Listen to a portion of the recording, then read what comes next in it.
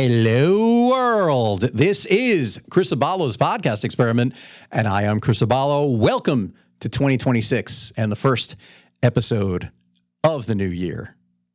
As of now, it's the new year. Maybe by the time you get to it, it'll be way in the future. But as of now, first episode of 2026.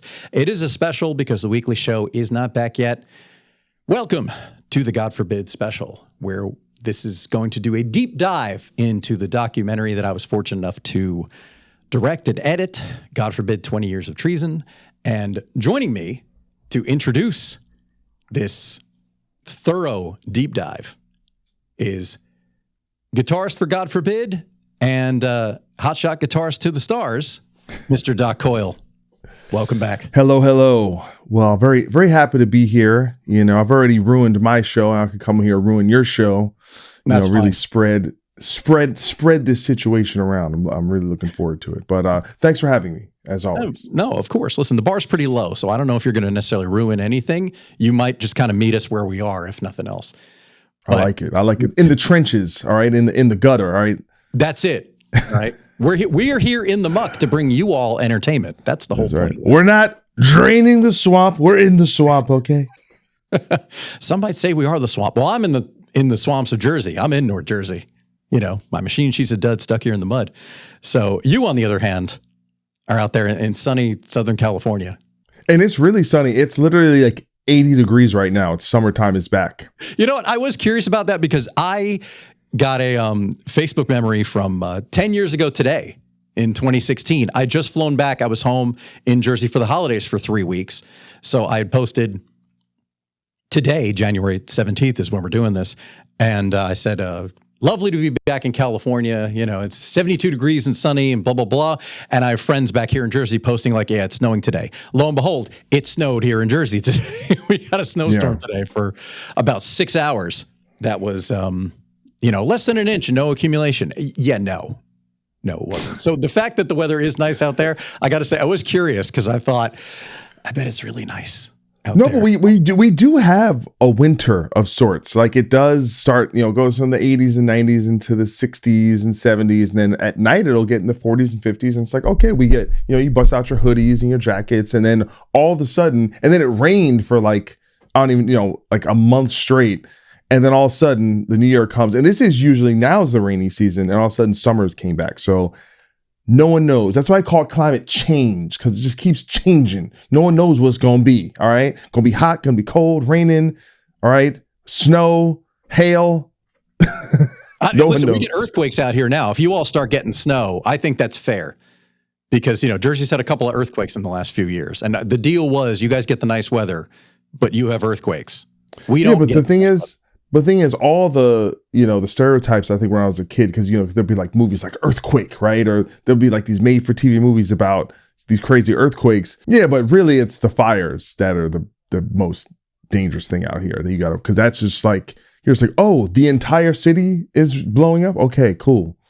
Looking forward to that. And then you get rain for a month. Here's the thing. It rains really hard, right? Then everything grows. Then it gets dry. So because it grew so much, the stuff that turns dry is more of it, and that creates more fires. So make sense. The vicious cycle. Yeah. Of shrubbery. So what are we actually doing here? So we are going to do a deeper dive. Wow, I can't speak. You know what's so funny? We did a separate intro for your show, for the X-Man podcast, lest we forget. And you were stumbling too. Now here I am doing it. It's the pressure of performance. We're here. We're like, you take a month off from doing it. In your case, it's been a little longer. But I'm thinking, wow, what happened? I'm tripping over my own tongue when I talk every single day of my life. But anyway, so we're here to dive deeper into the documentary, which you know the drill by now, whether you're watching this or listening to it. Link in the description down below to watch God Forbid 20 Years of Treason, a documentary I was fortunate enough to, as I said, direct and edit with participation from the guys in God Forbid. Before we really get into it, can you give the listeners just a little insight into kind of how you got involved with this project? I don't know if you necessarily remember or know the whole story about how I ended up in the God Forbid sphere. Should we kind of tell everybody all Yeah, that? please refresh all of our memories. So it was fall of 2021. 2021, the show was still kind of hybrid, but I was doing a bunch of interviews virtually, and I just put out on Instagram, who should I interview? And your name came up from a few people. So I ended up tagging you in an Instagram story post. Who else thinks I should interview at Doc Coyle? And shortly after, you responded and said, for sure, let's set it up. Episode 191 of my show, you and I did a virtual interview, which was great. Corey Pierce tuned into that and was into my particular brand of nonsense enough to kind of connect with me through social media. We struck up this friendship, and we kept talking. And then August of 2022, episode 210, he was on my show. He and I obviously kept up a friendship for the last couple of years. And then fast forward to now summer of 2025, at a point he reaches out, in his Corey way, and says, I'm looking to get some TikToks and shit. We need more shit for YouTube, for the band. And you want to film some shit? So for a guy, by the way, who's such close friends with Mary Jane, he's always really, really hype. But that's how I remember it. So he said, we're doing these shows, this East Coast run in September. Do you want to film some stuff, some like candid stuff behind the scenes, some footage from the shows? What do you think? And I said, yeah, well, we'll talk about it. Just run it by the band, see what they say, and we'll work it out. He had mentioned about kind of like spending the weekend, like coming to Pennsylvania and starting out and going through the whole thing. And I thought, what, like a reality show? Like, is this going to be like, like the Osbournes or something? Like, that might be a little strange for the guy. I mean, you and I met and hung out once at his 50th birthday party, but I thought it might be a little weird having some rando, with a camera, like filming everybody, around the temporary HQ for this tour. That might be a little weird. But anyway, through continuing to talk about it, we ended up thinking it was the best idea to film the hometown show at Starland Ballroom. My friend Chris Madd came along as a second camera, and the thought was we'll get some behind the scenes stuff, we'll get some candid stuff just for social media. That was the whole plan. And then get some concert footage, and it'll be great. Because reasons, there wasn't a chance on the day to actually do talking head interview, like you guys, just talking to the camera, kind of answering questions I'm asking you, from behind the camera. Because that didn't come together, we shot the entire show. But what kept coming up through the day was, because you guys had the show the night before, there seemed to be particular pride when it came to this album. Like the Constitution album was very unique for you guys. And just in the way you guys were talking about, the show the night before and how you were going to go about it for the second show that night. And I thought, well, there's kind of something here, but didn't really get to elaborate on it because I didn't get to ask you guys questions on camera. So after getting all the footage and bringing it back and kind of reviewing it, I said, I think we have a documentary here. I think there's something we can do. And so I put that out to you and Corey in our little group chat. I thought, well, what if we did interviews and we'll do it cinematically? Let's do it like I'll interview you guys like virtually. Let's do it so it's voiceover, like it's narration, and not show you guys on camera, which is, I've seen a couple of documentaries that have done that. So I said, you know what, this might work. You were still in Jersey. Unbeknownst to me, you and I talked about it on the phone, and you had said, oh, well, I'm still here. So do you want to meet up and do this thing in person, you, me, and Corey? And we did. So that basically is how the documentary came together, because just kind of through, by accident, it was just a way of, okay, we didn't get the footage we were hoping to get. How do we turn that disadvantage into an advantage? Yeah, I call this a classic situation of mission creep, where something kind of starts out as a kernel of something and really evolved and grew into something. And I'm really happy because this is kind of, I'd say, the second kind of mini documentary we did. We did one about the initial reformation and reunion of the band, and people really seem to like that. And we put this out, and people seem to really like this. And sometimes I'm worried. I'm like, are we like, is this significant enough? Is this like, do people really care? But then again, we're not the biggest band in the world, but the people that do check it out really do seem to appreciate the insight. And I love doing something like this in the podcast space, because for those people that want to go even a level deeper and kind of hear our more in-depth answers. And, I don't want to dwell on it too much, because now, the 20th anniversary is past, but any way we can kind of share things with the fans, bring them into the the more intimate spaces with the band, I think is really valuable. So I'm just glad, I know it's content is the name of the game, but for a band like us that's not a full-time active band, I think anything we can put out there that can bring people in, I think is really valuable. So I just want to thank you first off for helping make this happen and really be like the captain of the ship and organizing everything, filming, the editing, and just everything. So I just wanted to thank you and appreciate you and let everyone know that without you, all this little pieces of content would not exist. Oh, well, thanks. You know what? It was genuinely, I feel like the band deserves a lot of fanfare.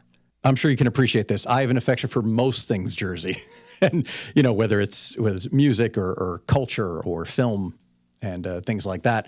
So to be able to spotlight you guys, it was important, but I also came at it from a sense of, no, this is a story worth telling. And again, just getting the vibe of you guys just, backstage during the day of the show back in September, I thought there is something here. There was just a particular positive energy about the album and playing the album and celebrating the album. And all of that comes out. It came out in the documentary and it comes out in how you guys talk about it. It was great to collaborate with the guys on it. And you gave some excellent notes too, even because I was sending you guys edits. You and Corey, I sent you a couple different edits of the documentary and you guys made some suggestions that were great. Even that in itself. And I'm sure as somebody who works for hire as well, you don't always have people who are constructive in their suggestions or who could be very rigid and like, no, I want it done this way. But you guys were extremely collaborative when it came to actually putting this together. It was great to have that level of participation from you guys, as much as you kind of gave me the freedom to shape it and to put everything together. And you guys were great to work with. And I'm very proud of the documentary and I'm beyond happy that you guys were so pleased with it. Just that you guys were that happy with how it came out. So we are doing essentially the special features, which means a lot to Doc and I. We're big physical media fans. So the idea of having special features and being able to dig into a film is important. We place a lot of value on that in presenting the best possible quality and all the minute details you can possibly want to know about the making of Cobra, or, pick your A-grade movie from the 80s, and we own it, and we know a whole lot about it. That should be a show in itself, actually. That could be a limited series. We go through a different movie every week, maybe. Listen, I did a 3-hour action spectacular with Mark Hunter from Chimera, where we did our most underrated action movies. So I can go deep, baby. Oh, well, see, that's the next time you and Corey and I get together. Next time you come back to Jersey, we're doing it. Or come back here to Bravery Studios, and we're going to sit and we're going to do a deep dive into the underappreciated gem. Because in the era of streaming, you can watch almost anything. First of all, 90% of movies from the 80s and 90s are on Tubi. So everybody can watch them. There's no more like, oh, your Blockbuster Hollywood Video doesn't have Cyborg 2 with Angelina Jolie. I have to cut in on that. Yes and no. Streaming gives you an insight into like what is available at a particular time, but a lot of stuff just seems to like disappear. And so that's why the physical media is really important. Like, for example, like Rapid Fire. I had a poster, it fell down, but with Brandon Lee, like you can't even get the Blu-ray. Like I had to buy a Spanish Blu-ray. And then what I ended up doing is I was just buying it from iTunes, and just so I had it, a version of it. But that's not streaming anywhere. Movie like Harley Davidson and the Marlboro Man, right? That's not streaming anywhere. What's that one where with Brian Bosworth, where he's like a biker? But what I'm saying is, when you go on streaming and then you look at all, you think, oh, it has all these movies, but a lot is missing. So and there's movies like, for example, Short Circuit. You remember Short Circuit, the one with the robot Johnny Five? Johnny Five. And I was like, they made 2 of these movies, but you never see them on streaming anywhere. And I'm like, did they? I think they canceled them because the guy was like a white dude doing an Indian, pretending to be Indian. So I wonder if they just canceled. They got canceled, and so like we can't show these movies anymore. I don't know, but what I'm saying is there's a lot of stuff that you think it's all available, but then you're like, what happened to this movie? I never hear about this anymore. So physical media is very important. Don't be convinced that it's all available on streaming. It's not. Oh, for sure. There are definitely a lot of deep cuts that you need to own. And we are, as Guillermo del Toro says, we are preserving cinema by buying these movies.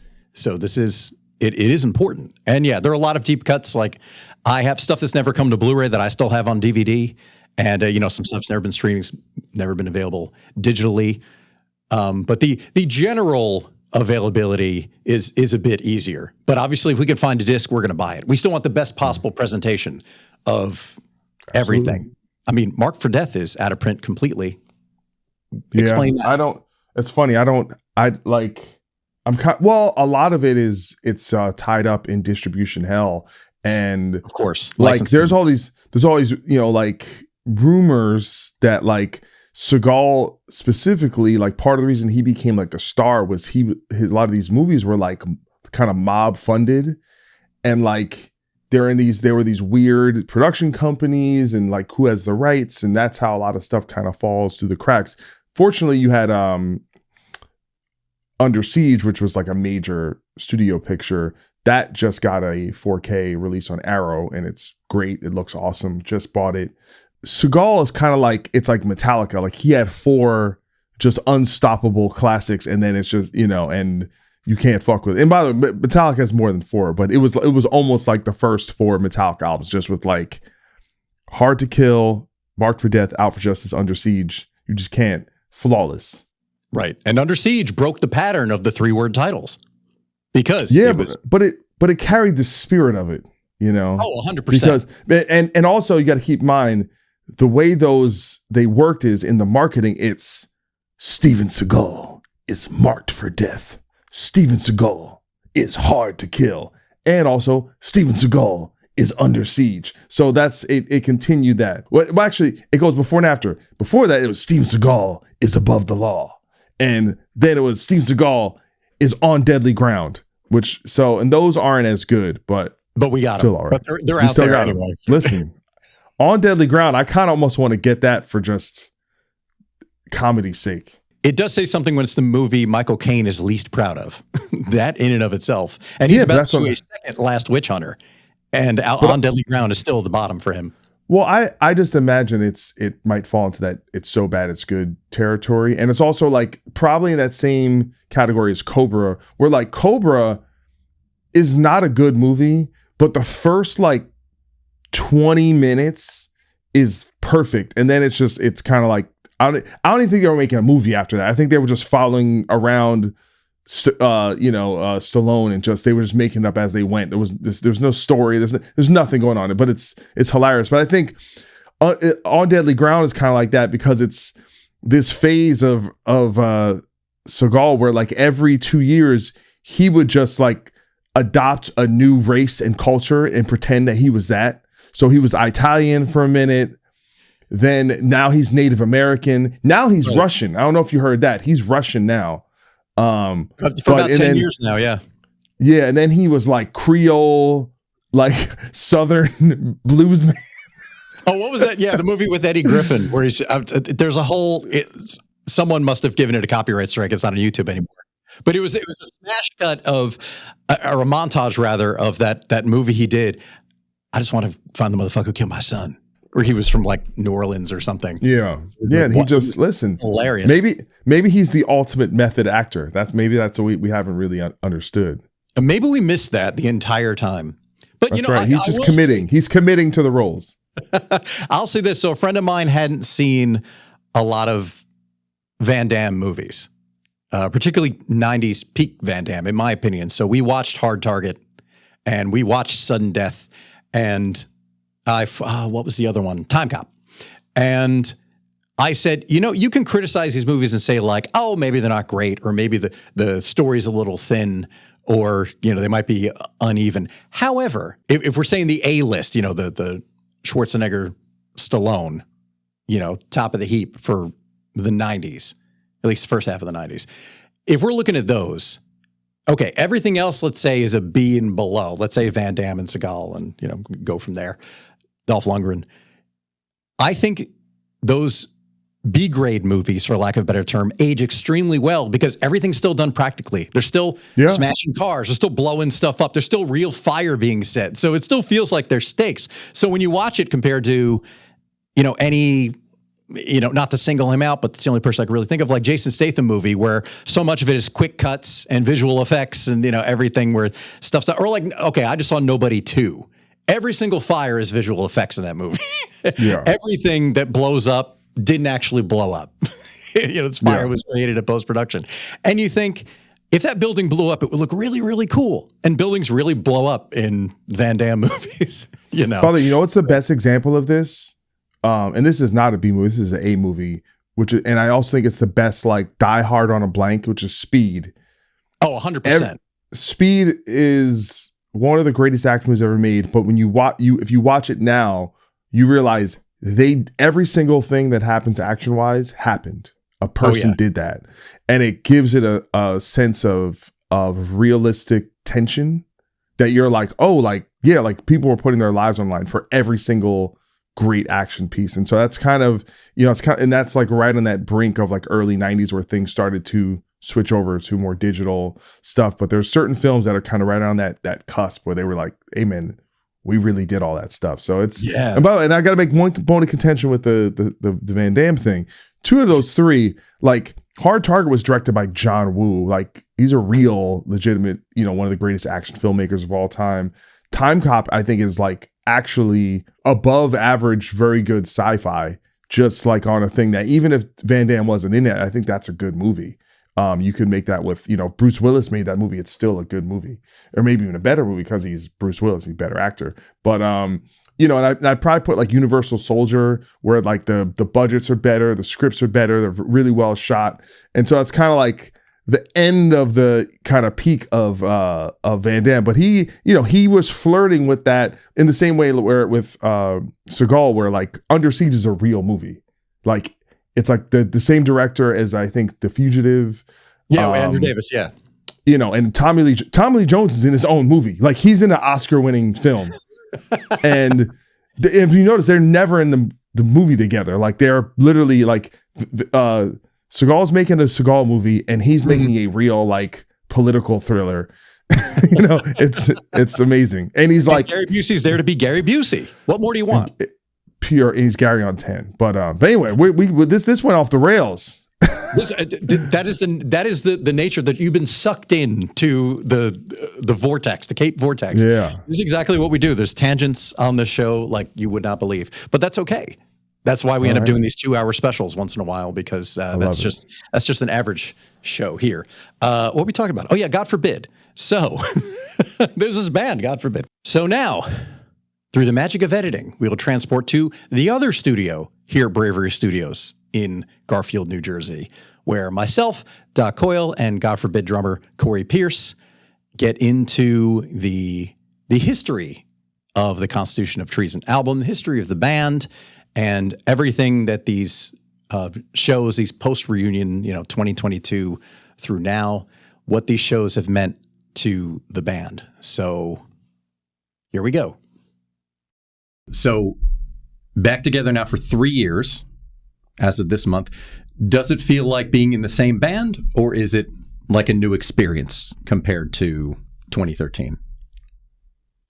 I mean, it's an interesting question because I think our chemistry feels very much the same, especially when we're together. I think the way we kind of correspond doing Zoom calls and text messages and emails can feel a bit impersonal. There's the technology still doesn't totally, I think, reconnect the idea of when we're together.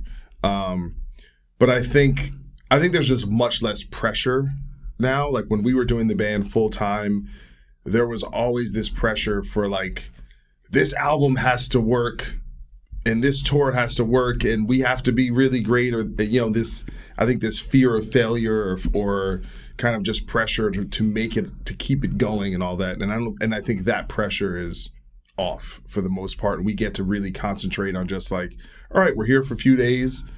These songs are pretty hard and challenging. Let's just like work to make them sound great and, just try and have fun. And we generally, it seems like we have a lot of fun. And then we kind of go, okay. And then we play the shows and people are into it. We're like, okay, a few people still kind of like what we do. And then and you get to share it and kind of bounce that energy back with people who who really want to support the band. Excuse me. I was trying to hold it, dude, but this shit was not working out. And I feel like if I hold it anymore, I'll get sick. But I feel like it's both. I feel like in certain ways, everybody's older, so it's like a little more mellow. You know what I mean? So everybody's kind of like, yeah, man, whatever. You know, like, there's certain things I think, you know, like you said, there was like a pressure, but certain things just matter. Everything mattered more. It's like everything you do is just under the scrutiny all the time. And now it's just like, you know, it ain't that serious, bro. Let's just go out there and kick some ass and then go home, have a few laughs in the interim. You know what I mean?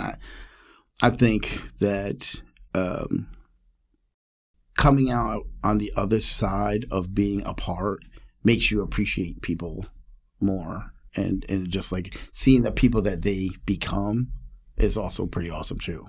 You know, like, because obviously people's lives are different. Things happen over years, and you know, you have a total like different viewpoint, and you look at everybody like, man, it's pretty cool being around these motherfuckers. It's all right, you know. So that's at least my little take on it as far as all that goes. Yo, Corey, just a little heads up. You're making all kinds of noise. I can't help that, dude. I try to hold still, but it just, you know, like my foot, it's going right now. I'm like, yo, stop that shit. He's double bass drumming right also, now. Just practicing. Also, because he's not going to be there, try and include the question in your answer. So, because his voice is going to be excellent there. Producer note. Thank you. The hat never comes off, dude. ABP You're right. always be producing. What? Don't worry about it. No, Don't worry about it. What do you mean? I understood what he said. I'm used to being here when we're just going back and forth with us bullshitting around. So it's like a different. I got in the habit of being in this room, having that same dynamic. Yeah. It's like now there's an agenda. It's different. Yes. That's right. All right. The inner podcaster can't be defeated. Yeah, exactly. Well, that's even unusual for me to not go like, right, or like I'm trying to be nonverbal in acknowledging what you guys are saying just because I don't want to step on anybody's, you know, responses. How has the fan response been for the shows you guys have done over the last few years? And do you think there's a level of appreciation for the band now that wasn't there during the full-time run up until 2013? I mean, when it comes to fan support, I could definitely say there's a lot more interest now than when the band broke up. And I always say this, bands break up for reasons. And, you know, if it's rare where you'll see a band disband where, like, they're at the peak and everything's going great and everyone's just, you know, cashing checks and all that. And when we broke up, it was definitely a difficult time for the band. And we knew we were on this pathway of, like, we need to rebuild and we need to kind of get back to it. And it was also like a changing musical landscape. And I think those last few years, we were trying to go, well, where do we fit in with like these genres are kind of taking off and do we fit here? And I think to some degree, we've always been kind of a musical orphan in terms of not really fitting with any one genre. But a big impetus for us reuniting was I did an interview on some podcast, and I think a quote that was pulled from it, and it kind of went, you know, all these websites picked it up, was like, Doc Coyle thinks no one cares about the band. It's like, who, you know, and then all of a sudden that kind of caught some steam, and then you see people kind of respond to that. And, you know, I think there's a natural sense of nostalgia when a band has been gone for a while, and maybe people got into your band when they were in their teens or their 20s, and now they're getting into their late 30s or early 40s, and they're having, you know, that those things kind of just come around. And I think, you know, the response we got when we initially got back together, we did some stuff in New Jersey and Massachusetts, and then we did the Headbangers Boat with Lamb of God, and that really, like, that was such a cool experience because not only you like performing, but you're hanging out with the fans, and so you get a lot of FaceTime,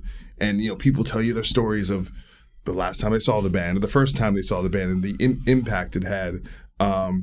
You know, at the end of the day, we're not the biggest band in the world, but I think the influence we've had, and it may be most represented in other artists and younger artists who tell us, hey, I saw you when I was a kid and you made me want to play guitar, or you made me want to start a band, or, maybe inspiring other young musicians who are like Black or Hispanic, or who feel like they're more represented, and you see a lot of those elements. But I think we're always at the point where if there's no interest, we're probably not going to do it. But if there is enough, if there's like, hey, people want to see us, like we played in Anaheim with Bleeding Through and Carnifex and Necrogoblicon, and we like went to the merch booth, and people like we had an issue where our merch got lost, but people lined up for like an hour and a half just to meet us and take pictures and sign stuff, and that was really cool because we don't get a chance to go out there very often, but we weren't even the headlining band, and there seemed like for whatever fans we do have, those people are very passionate. I don't know if I answered both questions. Yeah, pretty much. I mean, the fan response and also the appreciation. Yeah. You pretty much touched on both of them. What do you think? Would you like me to repeat the question? I think I can still remember it.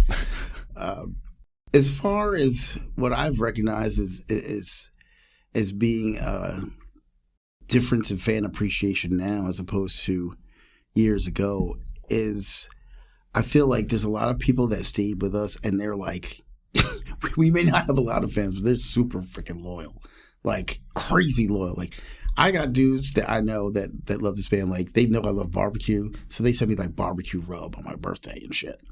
And that's like, to me, that's like the greatest thing in the world. It's like, yo, man, this dude has, our music affected his life like that. Like I created some, well, I didn't create, but I'm a part of some very fantastic relationships and friendships because of the experience. And seeing now, like, I guess then I think I took some things for granted too, because you're not like, you don't realize how special it is to a certain degree. So things are kind of going on. Like you're just touring, like, I'm playing shows, get up, drink, play show, get up, drink, play a show, drink some more, whatever is going on. And it kind of just a lot of it flies by. Just like if you're working, any other job, I suppose. But now I definitely see, like, you realize that it's kind of like, yeah, there's not like, we're not Lamb of God, we're not Kill Switch, where there's like just, a ton of people that are just clamoring for what we do. But the people that do come forward are like so passionate and they're so loyal that there's no way that you can't appreciate that. And to me, it's like, to see that now is pretty freaking amazing. Like I had no idea that, people care that much. I ran into a guy, we played at the Broken Goblet or whatever, and this guy came up, from West Virginia, and his brother came down from Rochester just to meet each other at the show, and they were like huge fans. They also had some bootleg God Forbid merch on, I might add, but that's neither here nor there. But Hey, better bootleg merch than no merch. I'll tell you what, though, that T-shirt was kind of hot. It was a Gone Forever T-shirt and had God Forbid on the side by the waist. I was like, yo, man, we never made no shit look like that. Yeah, license it. Drag it down, license it. But I think it's a pretty great feeling. Like, even if it was like, a couple people come up to you every show. And I mean, I think that it's been, very positive, for the most part. And it's just amazing that after all this time that anybody gives a shit. In my personal opinion, like the way people think, people aren't that loyal to things, especially nowadays. There's always another band, there's another actor, there's another superstar every day around the corner. You know what I'm saying? Everybody fades away, in today's culture, I think. So to have people that even give a shit at all, to me, is incredible. It's absolutely incredible. Last year was 20 years since Gone Forever. You guys played that in full. Now you're here at Constitution. What do you regard as the leap the band made from one album to the next in a short period of time? I mean, the leap between Gone Forever and Constitution, well, it's interesting because there's definitely some people that they prefer Gone Forever, and I understand that. But I think for us, the biggest difference, it's pretty definitive and kind of singular for that album, where Gone Forever is our breakout album. So we did the biggest touring we ever did. We did Ozzfest. We toured with Machine Head for 4 months. We did a small run with Slipknot. We went to Japan with In Flames. All of a sudden, we're kind of on the front row of the big league. And we felt like not only did we kind of earn our stripes to be there and hold our own, but it was a big learning experience to be front row and center for the biggest bands in the thing you've been fighting your whole life to kind of do. And we essentially, when we had a lot of turmoil where we split with our manager, we split with our agent, but we were so determined on our own to be like, we're going to make an album, we're going to do this, we're not going to allow these issues to kind of stop us in our tracks. So it was the first time we got to write an album without having to work day jobs. So, and we just basically moved into Beaker's house, wrote. At first we tried to do 5 days a week, and then we realized we're going to kill each other. So we did 4 days a week. We did Monday, Tuesday, Wednesday off, Thursday, Friday. And we did that for, I want to say, 7 weeks or something like that, 7 or 8 weeks. Maybe even shorter, maybe even like 6 weeks. But wrote pretty much the entire album, went on tour, and then came back and recorded the album in 8 weeks. And so to have like a really compressed creative process and be completely, we were unquestioning. We knew exactly what we wanted to do, and we've never had that kind of level of confidence and I think focus. A lot of the albums have been, a real questioning period of like, who are we? Do we want to do this? What direction do we want to go in? Because we've never been creatively a static band or who wanted to recreate what we did last time. We always felt like every album was like, oh, that was cool, but here's why that doesn't work, and here's how we can improve. So that level of focus and confidence, and also touring with the Slipknots and the Machine Heads and being inspired by these big songs that fit in big venues and kind of speak to these broader ideas. So it was like we want to graduate to the next level.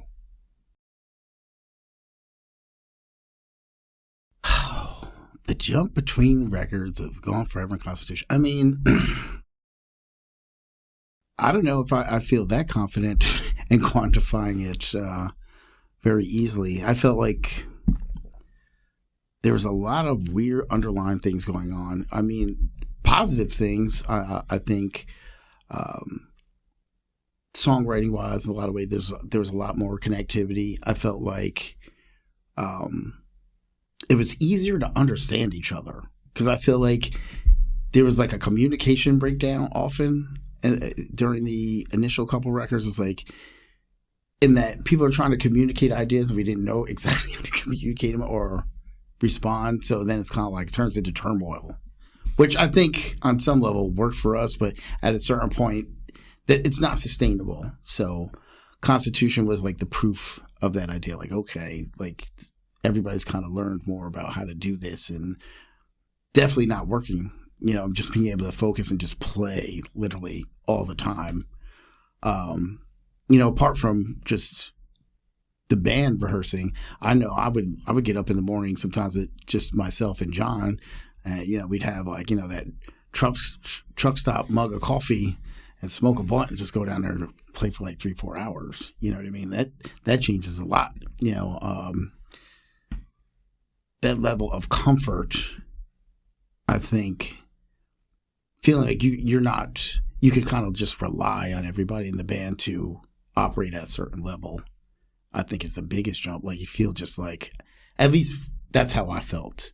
I felt like it's like this seems somehow, I don't want to say easier. I don't know if easier is the right word, but that's the best word I can come up with in my mind. Just there was like this ease and sort of comfort about kind of communicating more. I mean, obviously, God forbid, there's plenty of arguments and cursing. That was like a prerequisite, I think. I don't know. But I think that was the biggest jump for me. Like everybody just feeling more at ease with each other and feeling more comfortable with the process as a whole, I think made the biggest difference. At least in my mind's eye, that's how it was going down. I don't know what everybody else thought, but that's well, another, I think, element about the album that is a distinct kind of jump, and maybe in a way it's kind of a throwback to like Determination, is we started to really get a flair and lean into kind of progressive ideas and letting things breathe and exploring musical ideas and not being in a rush to like get to the next part. And letting things breathe a little bit. And I think we have a real deep progressive streak underneath the band that kind of like, if you let us off the chain, we're going to go and be like, hey, man, hey, let's jam. We have that kind of in our bones. And I think this is the first time we really took that for a ride. It's restrained and it gets way crazier on the follow-up album, Earth's Blood. But I think that's something that's a pretty distinct difference between this record and the previous one, which is a lot more economical in its structure. With doing tours like with Machine Head, Slipknot, and then something like Ozzfest, where you're not only touring with peers and people at a similar level, but also looking at pioneers, looking at Ozzy and looking at Judas Priest and just saying, okay, this is where everybody else is. And also this is where people are, 30 years in. Did that make you guys step up your game going in and saying like, oh, okay, yeah, did that bring some, that extra push for, okay, now we see what everybody else is doing on a bigger scale than just doing on a tour with one or two other bands, and also seeing, okay, this is what these guys are doing, a couple of decades deep into their career. Did that give a push to you guys going in doing this album, coming off of those tours? Well, I think the element there is just the kind of autobiography of our band is a little different than some bands where I think we were metal guys who discovered the hardcore scene and then were influenced by that world, and that colored especially our first couple albums.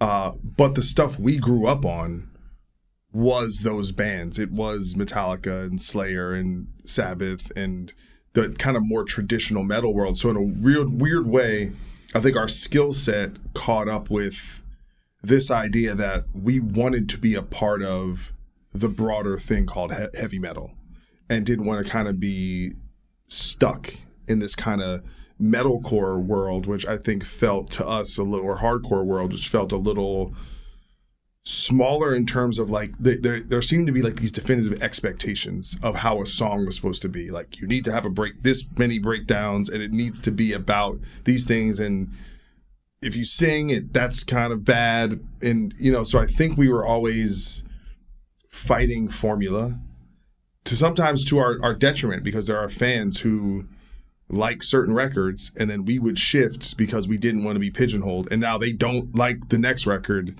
And so with God Forbid, unfortunately, I think we have very segmented fan bases. We have people who like certain eras of the band, and they don't like the other eras because they feel like we went too far in this direction. But I think what we really admired about, or at least I did, being able to see Black Sabbath up close, being able to see Judas Priest up close, was musicality. And we felt sometimes the being stranglehold by like the hardcore scene or the metalcore scene, where it's like just doing dun, dun, dun, so people will like kill each other, is not musical. It's just pandering. And so I feel like, at least with me, like we were like almost an anti-populist band where we're like, no, we're not going to give you what you want. And we're going to elevate the idea, and maybe ultimately that hurt us because I think bands that were a little more formulaic, that gave people what they want, probably did very well with that. What was the question again? Was touring with like Slipknot, Machine Head, Ozzfest, yeah, like did that give you the extra push when it came to doing this record specifically? I mean, I think anytime you're around and you're just the experience alone and seeing how they carry themselves and how they, the kind of shows that they put on. Like, I remember, this is actually a pretty interesting story. So I had met Hank 3, Sheldon, and like I didn't at the time I didn't know who he was, and he had a big bottle of Jack Daniels, and he said, "Hey man, why don't you come along with me? We're gonna go watch Judas Priest soundcheck."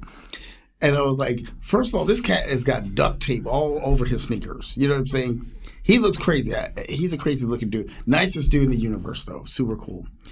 And I remember going over there, and Phil Anselmo's over there, and it's just like four of us watching Judas Priest soundcheck. Then I walked out of the stands, and you go up behind the Judas Priest rig, and they got guitar amps. That's the guitarists to make every album every song sounded like the album that it came off of. I remember seeing that going, this is utterly ridiculous. But later on, I realized, like, that's dedication right there. They're going the extra mile to be the best for their fan base, like to do these great things, but it's with a purpose. It's not just for a show. It's actually, there was a great intent behind it. And seeing things like that, and then of course, the ultimate change. I got to sit behind Dave Lombardo every day and smoke weed and drink Heinekens while he played Slayer songs. If you're a metal drummer, there is no more life-changing experience. There just is not. It doesn't exist. I've looked for it. It does not happen any better than that. Like that, meeting him and seeing that changed my life in a way that is inexplicable. I lack the words to articulate the feelings that I had watching that every day. And him like explaining things and telling me how he came up with ideas. And like, there's actually a bunch of stuff on Constitution that have Dave Lombardo ideas, as well as straight up thievery from Dave McLean, which I told him to his face about. In fact, The Lonely Dead, the Tom part and that whole part is directly stolen from Dave McLean. And I just told him, that's mine now. It's not yours.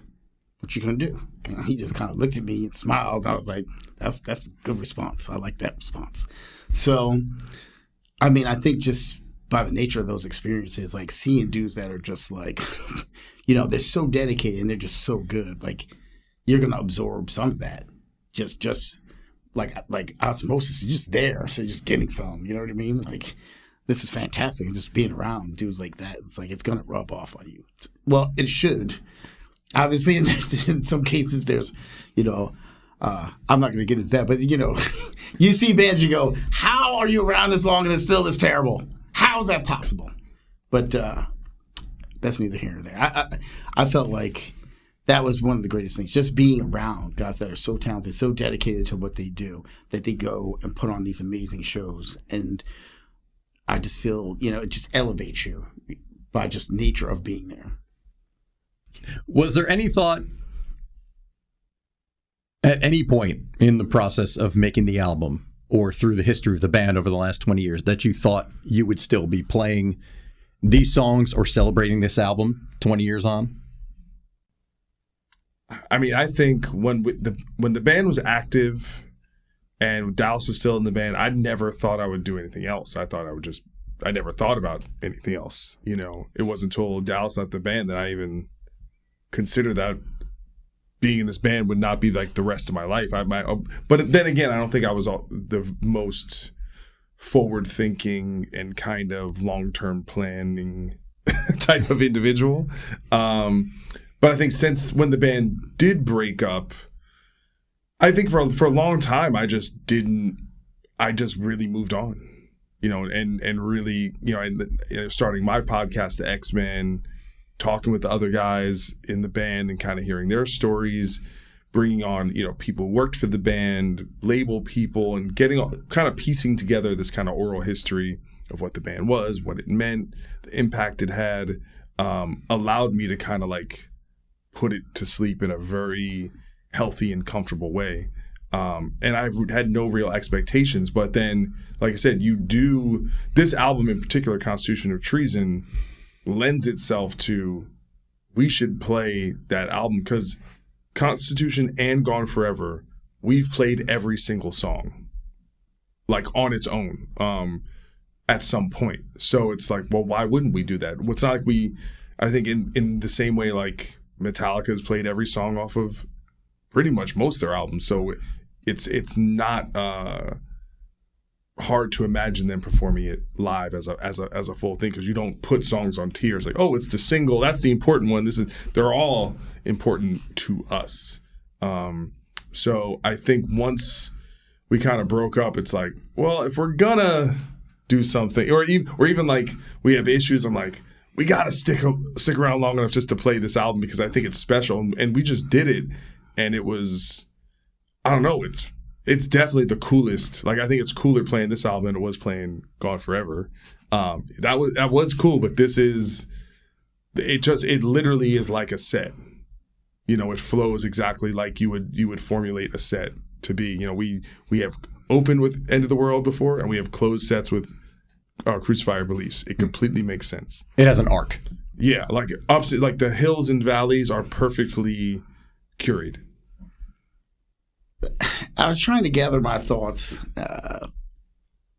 just thinking about playing Constitution of Treason from 20 years from when it happened. And I'll be honest, at that point in the band's career, I really felt like this shit could crash any day. That's just how I felt. I felt like there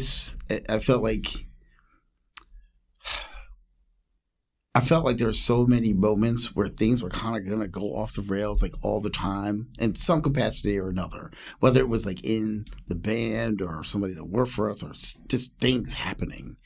I felt like, it could last forever. It could be gone tomorrow. No pun intended. So as far as having the even distant concept of playing this album 20 years later, absolutely not. Like, in my mind, I had no thoughts of that whatsoever. And then when the band broke up, I mean, I'll be real. I was so disgusted with playing music in the music industry. I didn't touch a pair of drumsticks for like 6 months. I couldn't even. I felt so terrible because it's like I felt like the thing that I love most in life was completely destroyed and taken from me in some capacity. I mean, obviously it wasn't, but that's how what was going through my head. So at that point, I definitely was like, you know what? I mean, there were other things going on in my life too that were like kind of shitty at the same time. Like everything kind of happened in like a 6-month period. Like everything kind of was like, and I was kind of like, you know what? Life is shit.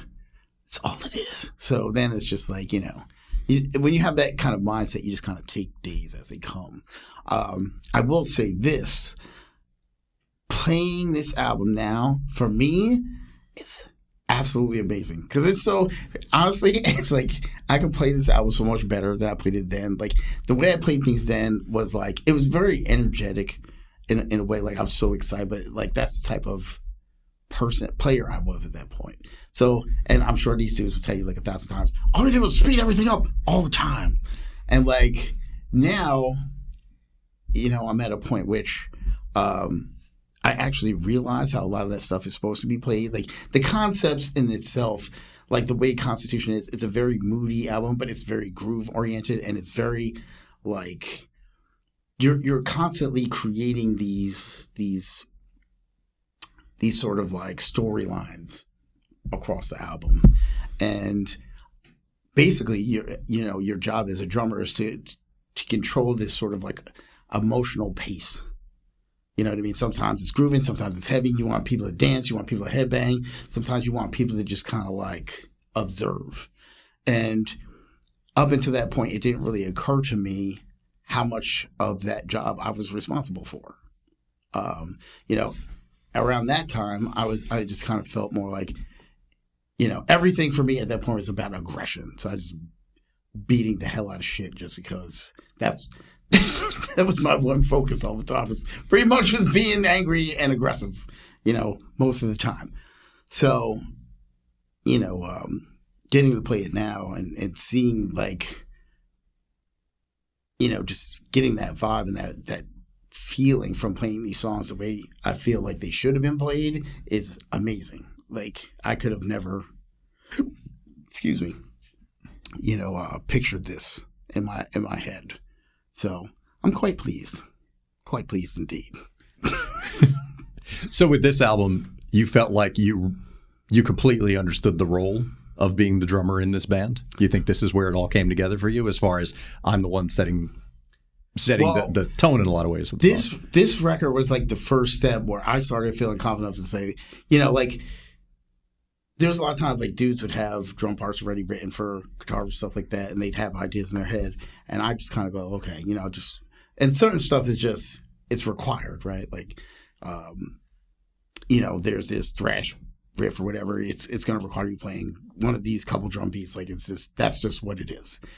But at this point is when I started to feel like, I'm pretty confident in the fact that people need to leave me alone. Let me do what I need to do. And then like Earthsplit, I was like, all right, I can do anything I want. Just if you come up with an idea, I'm pretty sure that I can do it, no matter what it is. Like, all right, you want to make this part sound like Slipknot? I'll make it sound like Slipknot. You want this part to sound like Opeth? I'll make it sound like fucking Opeth. I can do anything. But not great forever, but I'm that guy. I'm a jack of all trades and a master of none. But I will make it sound like it's supposed to sound for short chunks of time. It'll sound excellent. You know, we just have to change that riff when we get to that point where it starts to go south. All right, change it up. You know, and I'll be there. But I just felt like it was definitely the start of where I started to go, okay, I'm capable of doing this and putting things together, and like, just let me be, and I'll make it happen for you. Just let me get there, you know. But I think it's fantastic, you know, playing this album. It's amazing. Do you consider yourself to be primarily a live performer, or do you think you excel more working in the studio and writing and recording? I just feel like I probably, you know, when I was in Bad Wolves, I wasn't the primary songwriter or the one recording stuff outside of my guitar solos. So I feel like I'm a little out of practice as far as being like writing a record, being in the studio and doing it on like a full scale level. So, and I've become a bit more of a guy who's like hired by other bands to be a live performer. So I feel like that's kind of become my calling card, is being kind of like the pro, you can call it, but I hold it down and kind of equip myself well and make those environments work really well. You know, but I'm trying to reclaim my kind of ability as a creative and being in the studio and being better. So, you know, I think I'd love to characterize myself as like, man, I go in the studio and that's where the magic happens. But I feel like I'm trying to get back on that horse a little bit and figure out how I exist in that framework. So that's kind of a broader question, to be honest with you, and you know, a lot of little psychological insecurity things I have to kind of demons I'm battling. I think as far as that, the Bad Wolves experience was a little traumatic. Ooh, snap. I definitely enjoyed the studio process more than the live performance, for several reasons, which I've explained them to several people talking about this. Number one, I love the creative experience. I love writing and putting things together and then trying all the different ideas. Like, that's the most fun part for me. Everything after that, for me, is just work. It's get in there and sweat and do it over and over again until it's right. You know, at that point, it's like, all right, you know, the fun is over now. Now you're in the crapper. So for me, once the album's done, I'm over it. I'm ready to write new shit. Like, we could never play the shit live. I'm like, okay, I'm good with that. Let's write some new shit next week. I mean, live is cool, but for my standpoint, I can understand how it's great for everybody else. But I sit behind a wall of shit and sweat my dick off for a fucking hour. And then, you know, it's not like I'm getting famous or I don't get any of the benefits of the live performance other than just, you know, obviously there is a main benefit of playing in front of people that like your band. That's the principal benefit, obviously. But I don't even really get to enjoy that. I can't see motherfuckers. And it's not like I can walk up to the front and say, hey, man, check me out. No, there's none of that shit. I can sit in the back, sweat my dick off, and then when it's over, I'm gross. My feet are wet. Sometimes my hands are bleeding, you know, like stuff like that. All the cool stuff that you get from playing live. So as far as all that goes, yes, I love the creative process and being in the studio a lot more than playing live. I'm sure I'm in the minority when it comes to that sort of thing. Everybody loves playing live, but I love being in the studio. What separates playing with God Forbid from all your other gigs? It's obviously going to lean a little more heavy on you as the hired gun role, but what makes God Forbid different from all the other bands? What makes God Forbid different than pretty much every band I've ever played with, probably with the exception of this band Vegas Nerve I started, is that, it very much is, the music and the experience is very much representative of like, I guess, whatever soul I have, and kind of embodies like all the heart and blood, sweat, and tears. I think it's very much listening to the music, and you understood that we created that together. It's not very crafted from outside sources. I mean, we had producers and stuff that definitely helped and make it better, but it is ultimately like a representative of our collective work and vision. And I think how we built it so organically, so grassroots, very humble. And I would say humble beginnings, but I feel like it started humble and it ended humble. And I think there's a strain of humility and DIY nature to it that persists. And so I think when, like, if I perform a great show with a band that, essentially is paying me a fee to be there and, to do a job, there's no like long arcing gratification. It's more like, I'm glad I did a good job. But as far as I'm concerned, if the band is a successful show, it's the band that had a successful show. It's not Doc Coyle that had a successful. My success is doing my job well and make sure they're happy with the job I did, hopefully. But with, God forbid, you kind of rise and fall with the success of everything. So if, something goes wrong, or the album doesn't sell, or you play a crappy show, you're depressed because that is a reflection of you and your efforts and kind of and I think when I was younger, much more like all of my identity was wrapped up in everything the band was, because that's all there was. There was no side projects. There was no, real other interests that was I didn't matter in the world until this band. And so like, this is why I matter. This is why I'm here to kind of exist. And I've gotten a lot more healthy with that and kind of differentiating that, understanding that I do have an identity outside of this band and have to be on my own kind of 2 feet outside of that. But, if things go well and we play a good show, it just feels better because you feel like this is part of who I am, and vice versa. If it doesn't go well, then you get the other side of it. It is very much tied to your heart and your soul. So God forbid still feels like the home team at the end of the day. Well, absolutely. And there's the God forbid feels like the home team, but you can't undo that. Like it is, or like there's nothing anyone in this band can do to kind of pull apart that's what we were completely committed to for, a decade plus of our lives, at a very like formative portion of our lives. And like I say this, like we had this situation where we were literally all working for the same landscaping company at the same time. So me, Dallas, Corey, and Byron were working every day, and then John would come and work like off hours or like maybe weekends. He'd come in but all 5 members, but the 4 of us would get up early, mad, get in the truck, and then listen to WSOU all day and hear bands on there that we thought sucked, that we thought we were better than.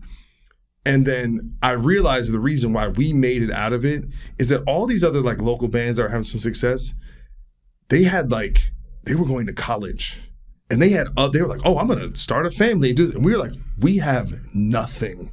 We are cutting lawns, and if this band doesn't make it, like we're all probably going to end up being criminals because we have nothing to fall back on. But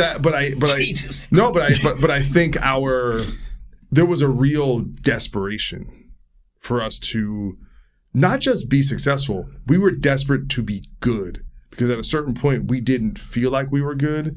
And when we started to get some momentum and feel like we actually were effective and presenting something that was better than what a lot of people were presenting, we were desperate to just be kind of recognized. I don't think we ever even thought about like a business or anything like that. It was just this thing of like, we just got to get play on this radio station, then we do this. We just got to get on this show. And it's just, you're kind of have these little small goals, and you feel like each step is going to be the panacea that takes you to whatever the next thing is. Right. We got to get out of VFW halls and firehouses. We got to start playing. Yeah, but because Brighton Bar. We were happy to play on the VFWs as long as it was like a cool show. Like you'd fight to get on those shows. It's like, oh, Dillinger's on that show. We need to be on that show, or whatever. Okay, so Top that. What's different about your bands? Well, I mean, I feel like the major difference is just obviously it's the energy between people, because that's what makes every band experience different, is the chemistry between the people. So when that changes, and whatever variance, whether you're getting hired to do something, or you're going in the studio and you're getting paid to do something, or you're just filling in for some friends that like, hey, can you come do this? Which I think when you get to a certain position and you have friends around, that's going to happen just naturally. They say, hey, what are you doing? Can you do this? That energy is always different, and you have to appreciate the different kind of interactions with all those different groups of people. For instance, like for doing DOV stuff, is like it's like it's very strange for me, because everyone in that band is kind of like so relaxed. It was like weird to me at first. Like I had no idea that like bands even function like that. To be honest, like it was so crazy to be like there was like. It's crazy because there's like never any problems. Like no one's ever mad about anything. You know what I mean? I was like, I'll be like sitting there thinking to myself, what is wrong with this situation? Like, are these dudes like after a while is it gonna change? You know what I mean? I was like, maybe everybody's just being super nice because we're just like, we're just getting together and we're just like feeling each other out. But it is literally like that all the time. The only time it's crazy is there's been a couple times where the energy changes when Glover changes. Like he doesn't really drink, but sometimes he likes to tap the bottle, and it gets weird because he gets dramatic. He'll talk to you in nothing but a Jamaican accent for like 2 hours. You know what I mean? You're like, yo, what is up with this cat? You know what I mean? But I feel for me, it's like when you go back to God forbid, like. You feel that energy. It's like going to that comfy spot on the couch. You know what I mean? Like you instantly just kind of like, oh, okay, all right, we here now, and it, which is nice. It's some people I think view that in a negative light. I really don't. I feel like it's great to be able to surround yourself in that energy again, and I feel like also now. In some ways it's better because we're all older and, you're not going out of your way to be a dick to somebody just to do it, generally speaking. I mean, obviously there's times or whatever, but, it's just like, it just feels like the same, but a little bit better in certain aspects for me. And when you're dealing with all these, like these new experiences, like you have to appreciate them for what they are. And like, I've met a lot of people and jam with a lot of different people, and it's fun for different reasons because you're doing like a lot of different things. Well, for me, I've done a lot of different things, like done some hip hop stuff. I did some gospel stuff, which was that was a completely you want to talk about night and day experiences.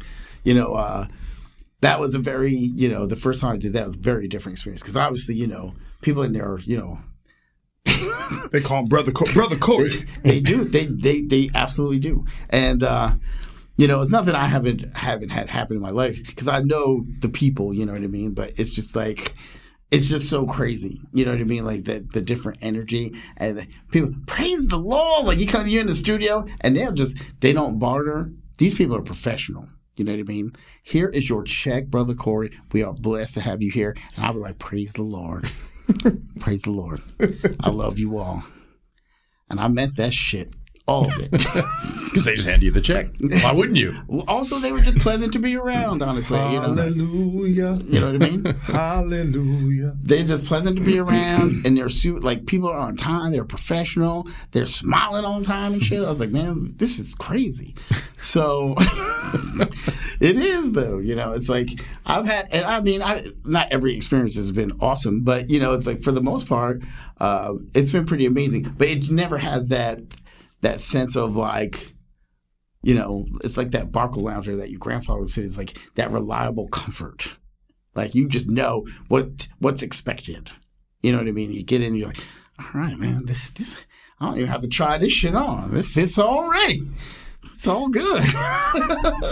So, you know, that to me is like the biggest difference, is like just learning to appreciate the different nuances to all the engagements that you encounter, despite what, you know, what people are involved or the situation. There's so many positive situations that you get into getting to play with more people, which I think in turn actually helps with my relationship within God Forbid and that feelings. Like there's so much stuff like I feel like, all right, you know, we can make this better. Just it doesn't have to be this, or like the way we used to think about things. It doesn't have to be negative. It doesn't have to be this.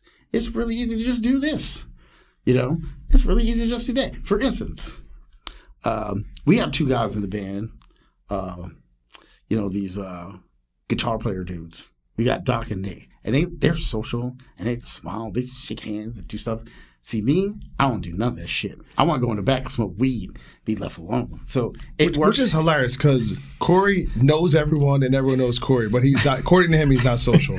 I do one-on-ones though. See, that's the thing. I'm social in that regard. Like if it's like one person or two people, you know what I mean, we're kicking it. I'm social in that regard. You guys are like, they're out there. You know what I mean? They're like out there. They're in groups of people talking. I see them laughing and joking and stuff. I'm like, I'm going to go over here and smoke this joint. But it works out. You know what I mean? Like, there's no need for me to try to do that. Like, everybody is doing their thing, and I feel like that's a good place to be. You know, that takes pressure off me. I don't have to worry about that. You know why? Doc and Nick is out there doing their things, shaking their hands, and I don't know what the hell they do, but they do stuff. I see them being social, and people are smiling and hugging and shit, so I assume it's going well. You know what I mean? I'm on the side somewhere with like one or two people just like, yeah, I'll see you next time. I'm out. But, you know, these are the positive things. You know, I think all the experiences are great, and it's great to take those outside experiences and take what you've learned and appreciate and bring it back to, you know, the comfy couch. So it still feels like homecoming because that common foundation, like you've seen, all coming from the same root. Let's just say this: we were around each other so much, like what that motherfucker. When you know the crust of a motherfucker, you know the crust of a motherfucker. Yo, everybody knows the crust of a motherfucker up in here. You know what I mean? Like, there's not really any question. You know what it is. So, yes, it's great to, you know, it's great to have those outside experiences, but it's awesome to be able to like come into a very comfortable experience and know what to expect, essentially. All right, so the 20th anniversary of the album was the day of the show in Jersey. So what you guys have been everywhere, different sizes of crowds, on your own and with others. What separates a Jersey crowd from the rest of the crowds in the country and the world at large? I mean, I guess it's New Jersey is the being from there and having a history and having, I don't know, I guess it's the one place where we're part of the local culture, you know, and whatever impact we've made. And again, if you were there, you were there. If you weren't, you weren't. But there's just a familiarity. I think and it's not just us, right? There's so many great bands that we came up with. Many of them are still playing to this day. And, you know, obviously, like, Jersey is a highlight for every tour. So even the bands that are not from here know this is like, it's like going to a Knicks game, right? Like, you know, the New York basketball fan is a knowledgeable fan. You know, they are a sophisticated fan. They understand the game. And I think New Jersey's like that for music, and especially the world of music we're in, where they know what's up. And if you're good, then you will get respect here. And you know, bands, you know, if they're kind of having a moment, we're going to find out about them first in Jersey. And we're going to give them love first, you know. And I've seen that with so many bands. A lot of it has to do with WSOU and what's going on there. But I think there's just so much here, right? You got New York, you got Philly, you got Long Island, you got DC, you got, you know, so much stuff kind of in the vicinity. And, you know, New England's not too far away. But yeah, we're just, I don't think it's that unique for a band to kind of be the most popular in the place where they're from and be most appreciated there. But when we first reunited,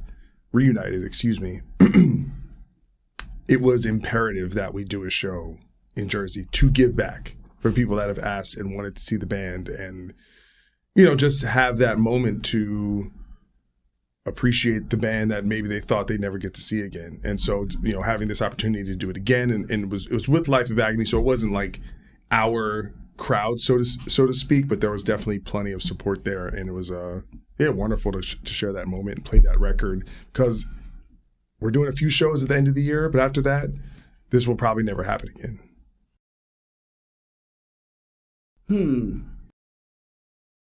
I mean, I think the big difference in Jersey crowds for us is not just the crowd, it's everybody that's there. Because, you know, it's like you go back with the staff that runs there, the bouncers that are there, you know,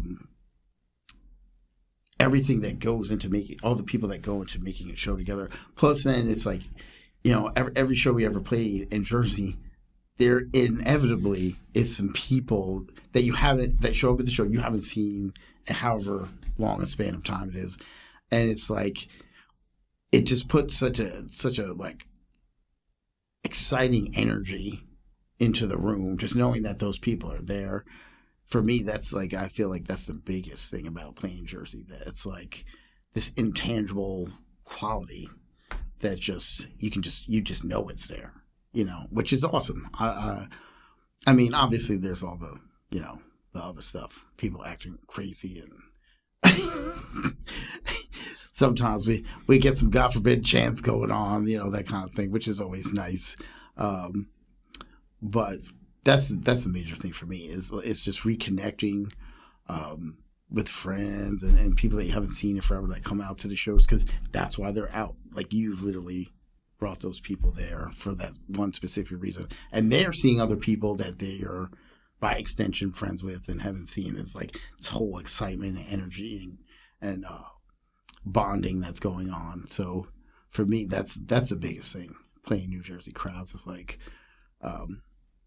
it's just that feeling, that reconnection with everybody, and seeing everybody's faces, like all the smiles and shit. Like, ain't nobody frowning up in that mug, you know what I mean? Everybody's amped up. And then, and there's always, you know, our additional friends who are already amped up when they get there, and they're saying, you know, all those individual vibes that just kind of add on more and more to the situation. It's fantastic. So that's the biggest thing for me. Is there anything you guys want to touch on or feel like should be touched on that we didn't hit? Because I'm putting between the backstage footage and us talking about it, like, this is me putting the threads together for how it's all. I would say the only thing we didn't cover is kind of like the themes of the album, maybe for sure, the political backdrop, if you want to talk about that. Yeah, at sure. all, the influences on the album, yeah. You know, but you know, it's up to you. That's fine. If you guys have something to say, please. I'm going to be straightforward. I don't really have anything to say on that. So. On the actual influence of the album. Okay. Well, no, it's interesting about. Well, 05 was a different world than 2025 for sure. But again, I think in many ways it was different, but it's. But it's the same. I'm a big Twitter guy. Whoa! What the hell was that? That was me snatching the. Wait, where's the other? Was it just the? You got it? Yeah. It was just the extender. No, I'm a big Twitter guy, and then, you know, around 9/11, right before 9/11, Charlie Kirk got shot, and I was like, the one thing I was thinking of is the big phrase from 9/11, or the big thing we're supposed to take away, is never forget. And you know what's really apparent? We forgot, which is, you know, Gone Forever and to a big degree Constitution of Treason. Those albums were reactions to what was going on at that time, which was these two wars, unruly wars that seemed to be started for conspicuous reasons, and were continuing for conspicuous reasons. And I think not just us, but a lot of people were questioning that. But in the light of 9/11, there was this bloodlust and fervor for retribution, for justice, and a lot of people would have been happy if we retaliated against anybody, as long as they were brown and they were Muslim. We're like, all right. And then what did we do? We gave up personal freedoms, personal privacy. Why? For safety. And with what happened to Charlie Kirk, which is a horrific, horrific thing, it's the same thing. It's, all right, we need retribution, we need revenge, but it's worse. Why? I shouldn't say it's worse. It's different. I think it feels worse when the enemy is now your neighbor. It's the enemy from within. to Trump, to quote, the great leader, but dear leader, the dear leader, and Corey's butting his lips up. I could hear it on mic. He's like, but it's funny. I wanted to say something on stage, but I kind of felt like we were trying to keep it moving. I don't want to step on Byron, but the song "Crucify Your Beliefs," which I wrote a good round of the lyrics for. What that is really about is that once you are a zealot, and once you believe, like I heard a phrase from a very famous musician who I'm friends with, who I think put out some really fucked up stuff in reaction to this. He talked about the phrase moral clarity. All right. The people who do the worst and most extreme things have moral clarity because they feel completely righteous, right? The people that crashed those planes into the buildings on 9/11 had moral clarity that they were doing 100% doing the correct thing. And the people who responded and go, hey, we're going to go into the mountains of, Pakistan to look for whoever did it, we have moral clarity. Sometimes, and eventually that gets lost, right? 10 years pass, you go, why are we here? Why did we start this? We don't even know. But Crucify Our Beliefs is about going, hey, once I'm all hyped up with this fervor for revenge and for I'm the good guy, they're the bad guy, that's it, you're done. You're like putty, and people can manipulate you and mold you and get to do whatever you want because they know once you're emotionally vulnerable, I have you. And then you could be a pawn and whatever. And I can put you in any war. I can put you in any fight, in any battle. And as long as you go, oh, they're the bad guy. Don't you see they're wearing the black hat? And I think that it's shown that only the right set of circumstances have to take place for us to essentially make the same mistakes, which is, again, I don't think that's a necessarily collective thing, where not everyone is making the same mistakes, but we've learned that we have forgotten, which is the hardest thing to do if you want to stop cycles of violence is to be hit and not hit back. That's the hardest thing to do. And really almost no one wants to do that. They love to quote Martin Luther King or Gandhi, but no one really wants to behave like them because now it's like, I ain't no bitch, and so, not to get on my soapbox, but, I think the themes of the album was, in a sense, our version of a post-apocalyptic tale. Take two. It was our version of a post-apocalyptic tale, really influenced by science fiction. But what was going on of the day of like, maybe these wars are never going to end, or maybe one thing I truly believe is that there is no going back, right? There is no I say, unfortunately, people want America to be great again,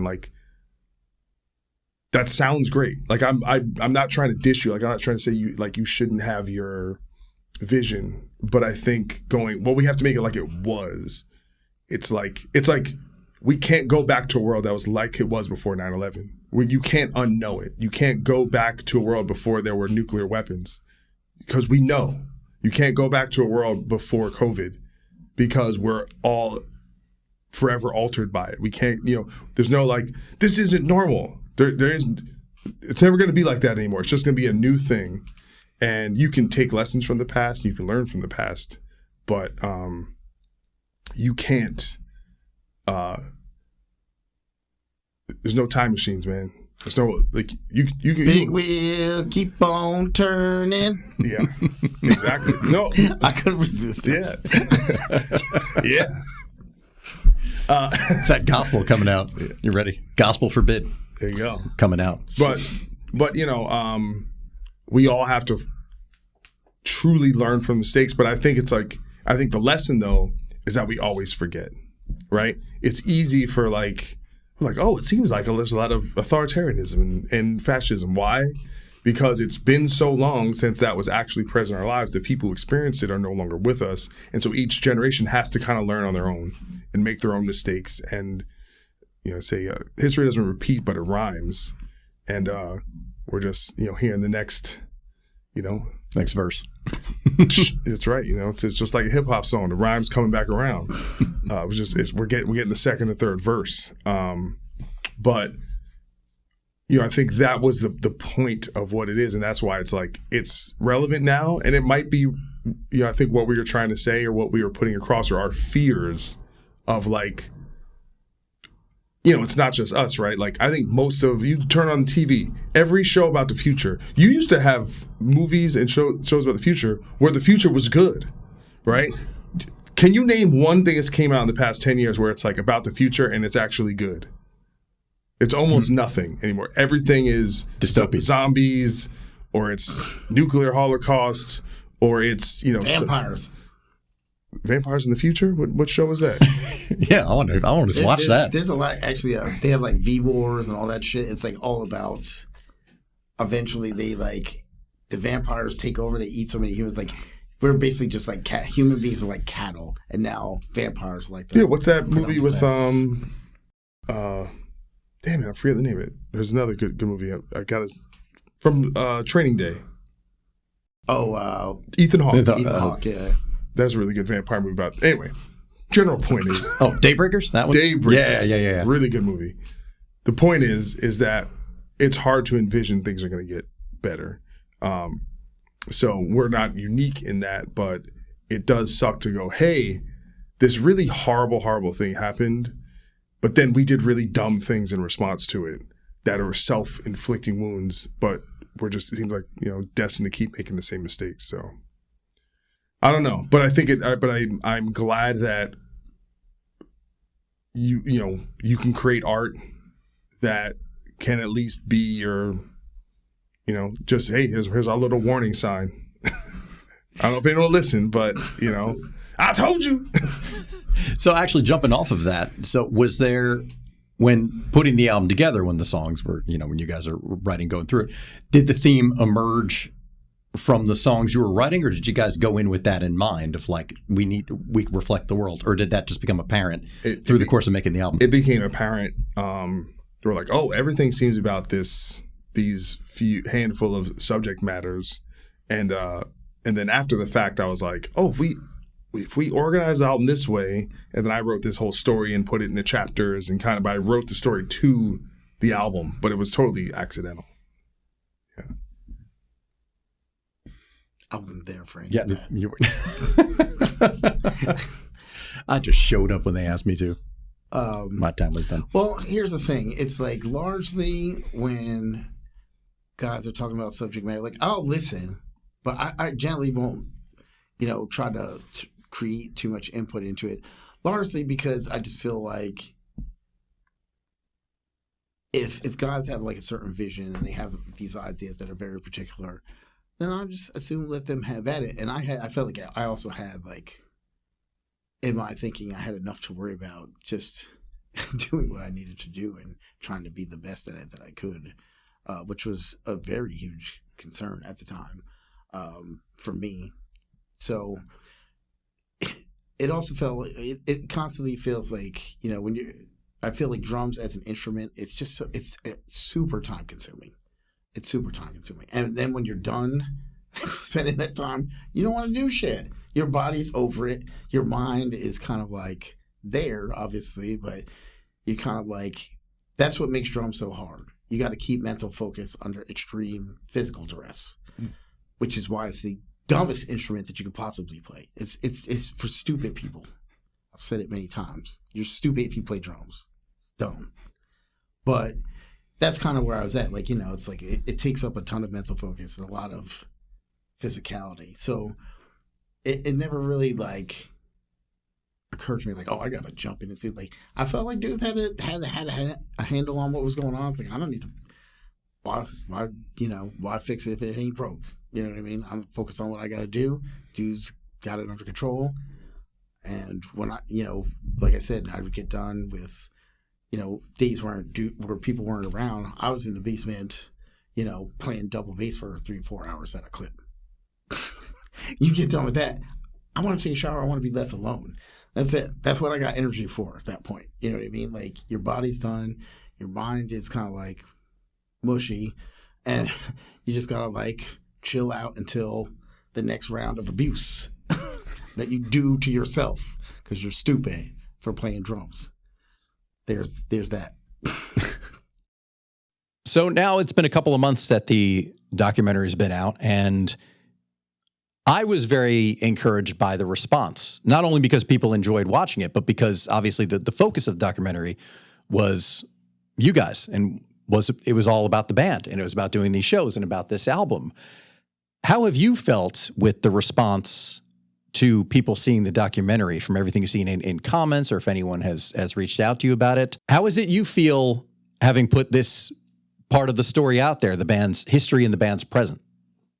Well, I mean, I kind of operate as my own little press office and press agent, and luckily I have a relationship with most of the metal websites. So the fact that they all picked it up and that it is considered newsworthy, I think is pretty great, because when we're in a weird situation where the band reunited, but we're not a full-time band, so we don't do it. We're playing half dozen shows a year or something like that, and we have not put out new music yet since we've gotten together. So releasing content like this and stuff that highlights and kind of celebrates in a retrospective sense, some of the work the band has done, I think is really cool. And I never know if people are gonna think it's cool, or like, or if it feels kind of self-aggrandizing, and maybe that will have a negative response, but people seem to really enjoy it.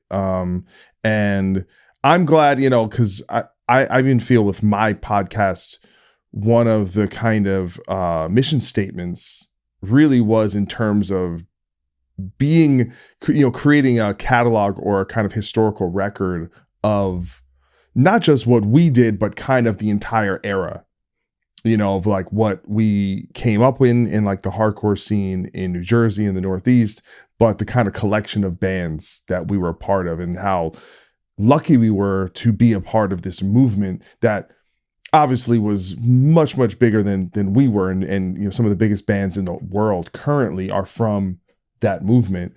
But kind of, creating this oral history, I think that no matter what I do, if someone's interested, like, you could I wonder if you could like take all that stuff and feed it into AI, and it could almost like give you some kind of like scrapbook of like the collective memory of like that period, because I tried to talk to everyone on my show to kind of, for my own personal curiosity and kind of emotional catharsis, but also in terms of just having everyone else who's interested in that kind of be a part of that ride. And so I think this is kind of an extension of that. And yeah, I feel like the response has been great. And you just reminded me, I have to like actually, we have some more content. I can kind of keep promoting it, letting people know it's out there so they can check it out. And yeah, and it'll be there forever. And I think that's a beautiful thing. And I'm probably like you, I'm just a fan of music history and the stuff. So it's like, I can watch any documentary about any band, and because it gives you an avenue into not just what they did, but also their personalities and their unique history. And I think that's very, very valuable. Oh, totally. And I have to say, for my part, for the people who, with advertising the documentary and just putting it out there. And, people in my world who were unfamiliar with the band completely, maybe heard me bring them up in conversation or mention, from you and Corey having been on the show before in an interview format, proper interview format. It was interesting seeing people kind of get turned on to the band and the history, because these are people from Jersey, a band they haven't heard of. Obviously they've heard of Ozzfest. They're aware of Lamb of God, even if they've only seen, the band's name on a T-shirt or something like that. But there were enough little pieces that they didn't know, that God forbid has this history with, all of this entire era from the time when the band was active. And to kind of see that story and the story's certainly not over, but for lack of a better term, let's say full circle of coming back around and celebrating 20 years of this album, and with you guys reuniting and going out there and playing shows again, even part-time. People took a lot away from that. People were unfamiliar with the band, not to mention the people who were familiar, who were so kind of bowled over that, because I tend to keep things quiet until they're done. Maybe it's a superstition, but I feel like you're kind of jinxing something about it, because the times I've announced, the announcement's fun to say, hey, this is coming up, but then life happens enough where, something can get in the way. So I don't like saying anything about it until it's done. And thankfully there was enough, things moved along quickly enough that all of a sudden it was done beginning of December. Boom, it's going to go out. Here's the trailer. It was something you and I talked about. Here's the trailer. Go watch it now. Instead of teasing it and letting everybody know this thing is coming, it's just like, it's here. Go. I just think, I think teasers can be very effective if you have just a huge following online and you're talking to tens of hundreds of thousands, millions of people, and there's this like anticipation because people are waiting for that thing, right? Whether it's like, a show and it's like the next season of the show, like that audience is ready. No one even knows this thing is coming. So I think you want things that are actionable. Like, okay, here's the thing.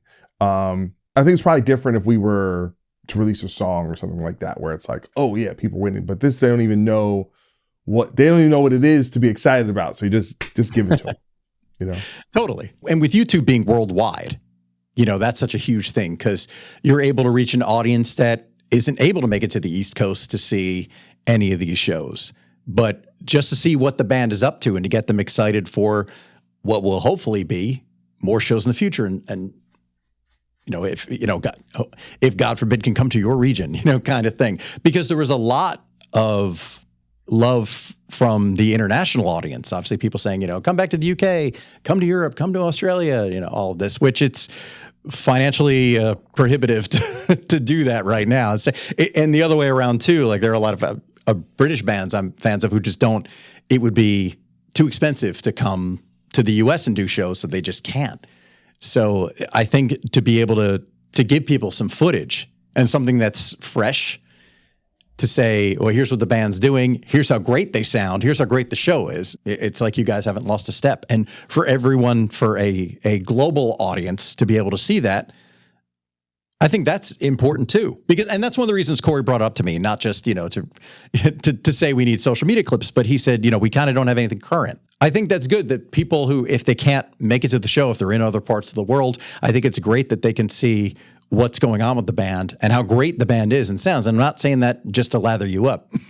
Truthfully, the band does sound great and the shows, have been amazing. Do you feel like, and I'm not saying necessarily because of the documentary, let's even take into account, just the last couple of years, do you feel like there's an appreciation for the band that maybe you didn't know was there until you guys reunited? Is that something that you think, especially, let's say, in addition to this, do you think there's more like, oh wow, I'm happy to see people are interested. I'm happy to see people are into it. I mean, you did seem surprised that these music news websites did pick up, the press release. I'm not. I would say I was surprised. I'm just grateful.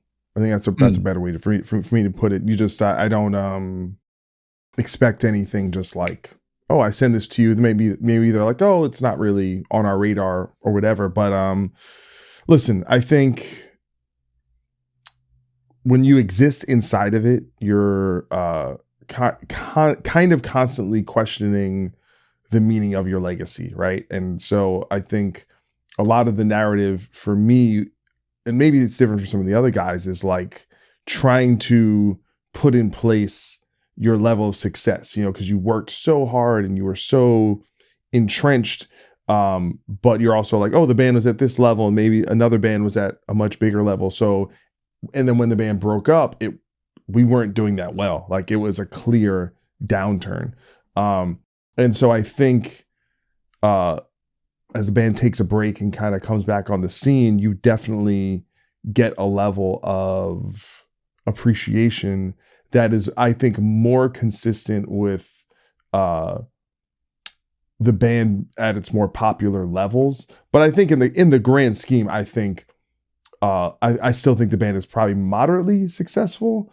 But I think when you engage the way we do in these limited appearances, and especially like what we just did with Darkest Hour and Bleeding Through, and that you create an environment that is celebratory around the scene and the culture. And it's not just about us, it's about really everyone involved. And we're all kind of waving the same flag. That becomes this great rallying point, because I don't think our scene, it's not like nu metal where you had all these platinum arena acts where they're coming back and they're playing stadiums and now they're 10 times bigger than they were. Or the same things happened with emo, and the same thing has kind of happened with some bands that are in more, I'd say, what metalcore kind of evolved into, which I don't know if we're really included in that story quite as much. So we haven't really received that in terms of like, oh, here's this whole new audience of people that didn't know the band and now do. It's still kind of the people who were around back then. But I think the way we've engaged it has created, or not even created, it's highlighted this kind of appreciation. And the fact, I think when you do something, you work as hard as you do, you just want to be appreciated. You want people to pay attention to what you're doing. And in many ways, that's the most important currency in today's day and age, is people's attention and their time. And obviously the extension of that is paying for a ticket or paying for a t-shirt or a meet and greet. And so when people give that to you and offer that to you, it is something that is really codifying and really important. And I don't take it for granted, because they could be listening to 1,000 other bands and going to 1,000 other shows. So that's just something I really appreciate. I try and cultivate it and kind of water the flowers so that they keep growing, And to continue on with that, we are now going to go to my interviews with Byron, singer of God Forbid, and John, bass player for God Forbid, which these are audio only. So you're just going to see basically a slideshow of photos during it, because we did these interviews virtually. It's going to fill out more of the story of everything you just heard from Doc and Corey, but it is strictly audio. So enjoy the second half of this deep dive into God Forbid and Constitution of Treason. So it's now been 3 years since this incarnation of the band came together. Does it feel like the band it always was, or does this feel like a new experience? Oh, I mean, it feels like a completely new experience now, because everyone's gotten older. Everyone's doing their own thing. I mean, the brotherhood is still there, but it's not as thick as it was from, you spend your whole life with someone day in, day out for years, and then they disappear out of your life for 10 years. So those bonds aren't necessarily the same. Some of it at the root is still there, but you kind of got to slowly build it back up, because people change, man. You know what I mean? Like none of us are the same people we were 20 years ago. And our views aren't the same as they were 20 years ago. So we see things differently. We operate differently as people. We've grown. So, I mean, really, we won't really know the extent of what we really are until we actually get in the room together and try and write some new music. That will tell it all. It does feel kind of like a new dawn, because we were gone for so long. Not gone, but yeah, just away for so long. and you don't have any notion at that point that we were going to do anything like that again. So it is kind of, it's familiar, but it's fresh at the same time because time has passed and life has changed. And now we have a new member in the fold. So it definitely feels like refreshing, but, you know, comfortable at the same time. How has the response been to these shows since you guys have been back together for the last few years? Fan response has been a little overwhelming at points. I mean, we've done a couple of good things, like we did like the Lamb of God cruise, and then we did Blue Ridge, and then we did a couple of shows around the cruise, and then we did a couple headlining shows. So there's a wide spectrum of fans that we've encountered. We've even encountered fans who brought their kids out to shows. So we have a couple of the young ones, and then we have some young fans that were really literally like little kids that are now grown-ups at this point. So it's almost come full circle to a degree. In all honesty though, like it's a little weird for me just because, you know, I kind of changed my profile and the way I move. When we were active back then, I was very pro fan. I'm still pro fan now. It's just being in the later years, I just don't hang out as much as I did then. And I've kind of adjusted my movements to what is now I consider my normal, which is the everyday life that I live. So it's kind of hard to be egotistical, so to speak, just being around, you know, in any form, whether it's good or bad. But, you know, when I do encounter people who love our music, you know, I take the time and I still talk to them. I don't know. I'm just like in a different space where I'm more reflective on everything we've done in the past and what's coming in the future. I mean, people are really excited to see the band again.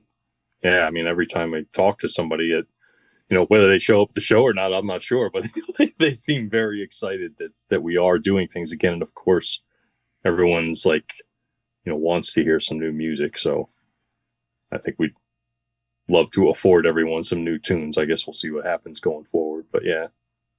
Do you feel there's a level of appreciation now for the band that wasn't there before you guys split in 2013? It's really hard to say. You know what I mean? I would say yes, and I would say no. Like, we have some diehards that are still there, but again, like, you know, you're talking about 20 years ago. You know, people grow and change, and, you know, what they listen to is not necessarily what they listen to now. So, you know, for those that come out to the shows that we go into the time warp and we take them back to back in the day, yeah, that's there. And that's an awesome feeling. But, you know, I mean, there's some people that say they still listen to the records on repeat, but like, I don't really know if that's true or not, you know? And a lot of the people that we've also run into have been like, yo, I never got to see you back then, so it's great to see you now. And that's cool.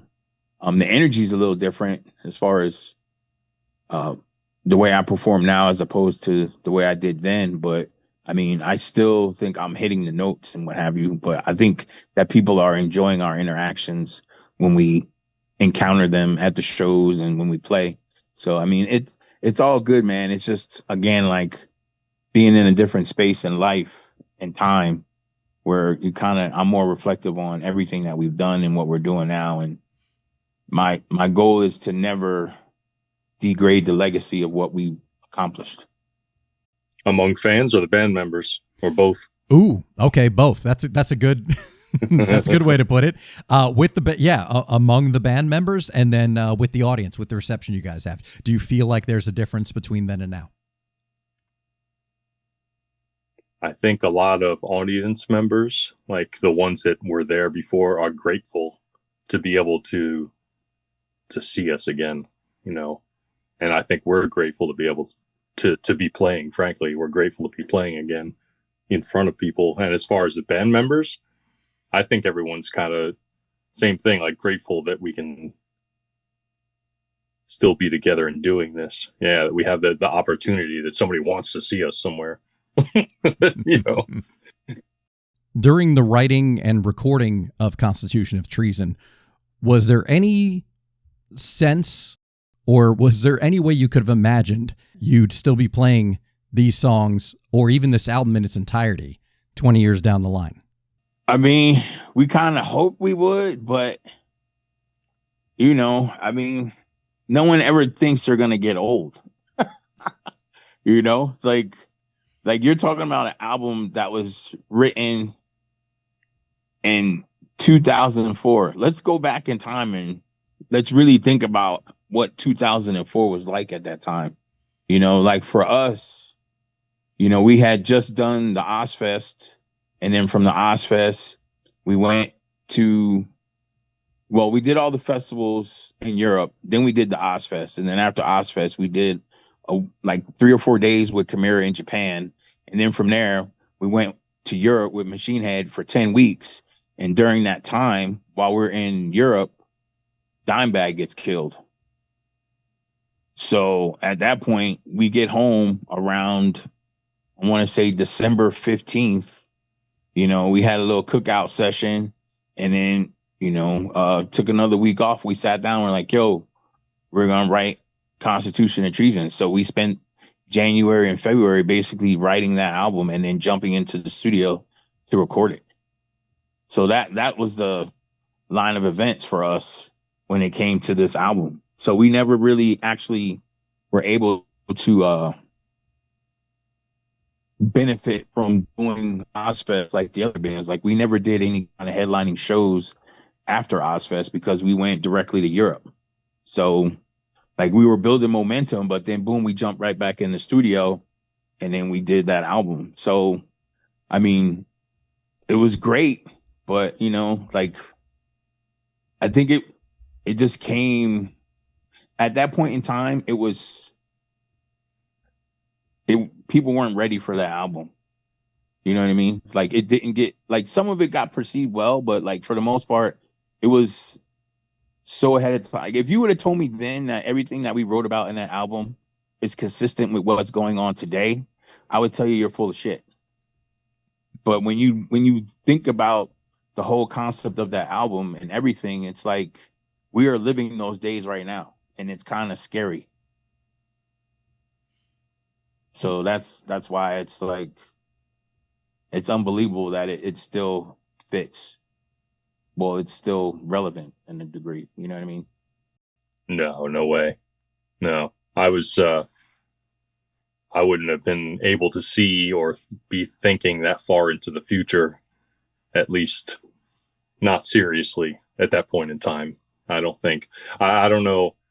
I think I knew that what we were doing was exciting and it was good.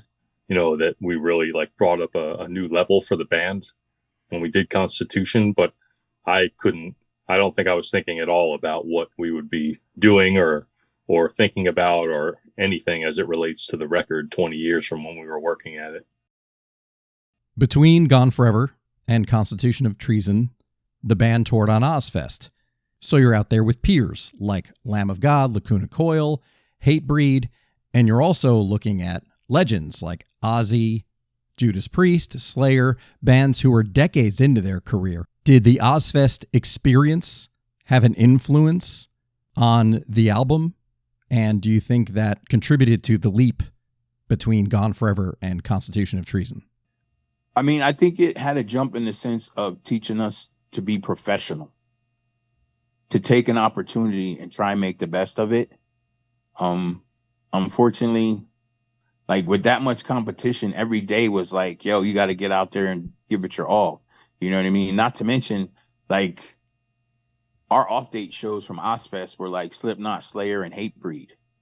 You know what I mean? Those are the bands we play with for our off-date shows. So, you seeing that type of machine, like you're in that and you kind of feel like, yeah, like you kind of feel like, you got those 4,000 people at the show, even though, it's really they coming to see Slayer and Slipknot, but you feel that energy, you know what I mean? And those crowds, on those shows fed into that, as far as like they fed they never, like a lot of bands used to get shit on when they played before Slayer, but we never had those issues. You know what I mean? So we kind of just slid in there, and all those bands for the most part respected us. Like Slipknot, respected and did worldly amounts of good for our band when they didn't have to. You know what I mean? They treated us like equals, and we were clearly not ever on their level, but there's just the respect that they had for fellow musicians and that they still carry to this day for us. You know, it's pretty awesome. You know, I would say the same about Slayer dudes, you know, like we grew up on Slayer, and to hang out with Slayer on those Ozzfest shows is just like amazing. You know, I mean, Hatebreed, you know, they've been like day ones for us, you know, coming from the underground, playing, you know, hardcore shows with them. So, I mean, it was like a family vibe, you know, for us, especially being able to tour and travel properly and have the parts in place that were needed to ensure that we were at our best at every performance. I don't know that I could say definitively if it did or didn't, because I think everybody viewed that time differently and how it affected them. But yeah, I could certainly say, I mean, there were so many, as you said, there were peers and then all the greats and stuff, but just so many musical influences that we were surrounded by in general, especially on the Ozzfest tour, because of, you know, the sheer quantity of bands there and the caliber, that it probably had some influence on it. I can't say that maybe, like, you couldn't say it would have changed the direction in any way that the album was going to go in, I don't think. But I think that certainly, like, musically, you know, thinking about cool riffs or melodies or progressions or anything like that, you know, anything to do with constructing songs, it could have had input to that, I'll say, because we had such exposure. Yeah. And I think maybe our view of the band as well probably changed, like as an entity, and as, you know, like where it could go, the future of this entity at this point in time maybe have been altered by that, just by seeing crowd responses and you know, having a certain level of respect for our peers and from our peers. And with, you know, couldn't say Ozzy liked the band or something, but, you know, like to be there and to be chosen amongst that, you know, to be on the bill says something anyway about the band. Yeah. What's it like singing these lyrics in 2025? I mean, they hit a little bit harder now, you know, it kind of shows where I don't want to say misguided, but like when you're younger, you don't really know what's going on until you become a part of the system. And there's a lot of people out there that really can't understand that. But what it basically means is once you invest in your country and it doesn't go the way you want it to go, or seem to be what the American dream you thought was, it's a little frustrating, but like that's when you just got to dig in deeper and just try and make, you know, your dreams a reality. You know, I mean, my perspective is totally different because now I have a son, you know, so for me, it's more about lining up his future so he has opportunities. You know what I mean? Like my time has passed. Like I'm very happy that people are still into us, but honestly, my time has passed. My window now is for really making sure that my son knows what he needs to do to be a functioning member of society and be able to go out there and crush it and live up to his dreams that he has for himself.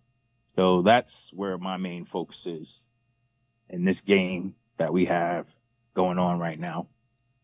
Do you consider yourself stronger as a live performer, or do you think your strength lies in being in the studio and writing, creating, recording, all that? I think I excel more, I would say, as a live performer, although I'm not as actively rambunctious as I used to be, but I still think I bring it like raw. You know what I mean? And I think at the end of the day, like people can see that I'm not just going through the motions when it comes to delivering my performance.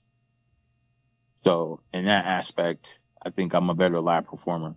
But in the studio, it does give me that room because I'm not really, even though I'm under the eye, I'm not under the eye to the point where I can't mess around and try different things and see what works, you know? And then obviously I get to do multiple takes if things aren't right to get it right. But on stage, like, it's got to be right the first time out. You know what I mean? So, I mean, they both lend to each other. Neither.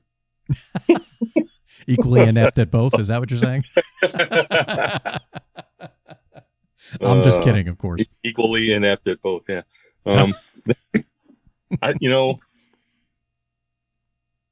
Live is probably more exciting, but the studio it's exciting in its own way, I guess. It's I don't know, it's interesting working in the studio because you have such control over all the elements, and live you have nearly no control over the elements, at least until you get to a certain level as a band. I think, there's no control. You can kind of control what you can control. You could try to play well, but all other aspects of it are a crapshoot, Maybe I think maybe I'm pretty good at, laying down tracks for a record and creating, what I do anyway. But I probably enjoy playing live the most if I'm not the best at it over the two. I don't know. Some nights you're good, some nights you're not as good, I don't ever suck, but, I'm like, I don't, there's a mistake somewhere in there, usually a little picking miss or whatever, a muted note or something. There's always some little thing you're damn, and probably no one notices ever, but, you do. So I think maybe that's why I'm more critical of live performance rather than studio when I'm looking at myself. Yeah. At this point, what does it mean to come back to Jersey and play shows? Like, what do Jersey shows mean at this stage? Well, the shows in Jersey always hit because there's always a couple cats that were there from the beginning.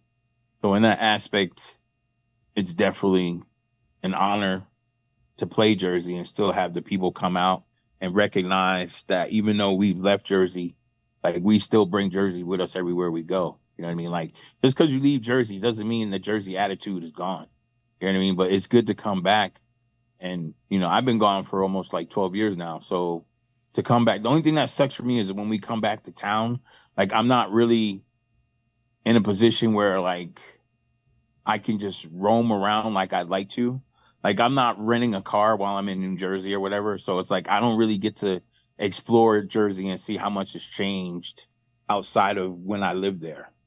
But, sometimes when I get like a personal trip and some time to myself, like, I'll go to Jersey for a day or two, and I'll go visit a couple people, or I'll go, just get some Jersey food, man. You know what I mean? Like, there's certain things that growing up in Jersey, like, you miss. Like, I missed White Rose, you know what I mean? Like, I had my favorite Chinese spot that closed, so, and then there's just a couple of locations that are still around that, I remember, like, I don't know, it's like a time warp. Like, when I go to certain places, like, it brings me back to that time I was there at a specific age or whatever. So it's therapeutic, but at the same time, it's kind of sad because things aren't what they were, and nothing ever stays the same, but there's just reflections. It's funny you mentioned that because I have a similar experience. I lived in California for 8 years and came back to Jersey. And it's funny how, wow, it's weird. Some stuff is the exact same and other things are completely different. It's like there's like shadows of the past, and then certain things are like, okay. Now it's some things never get to. At least you get real pizza and real subs. Well, that's the thing.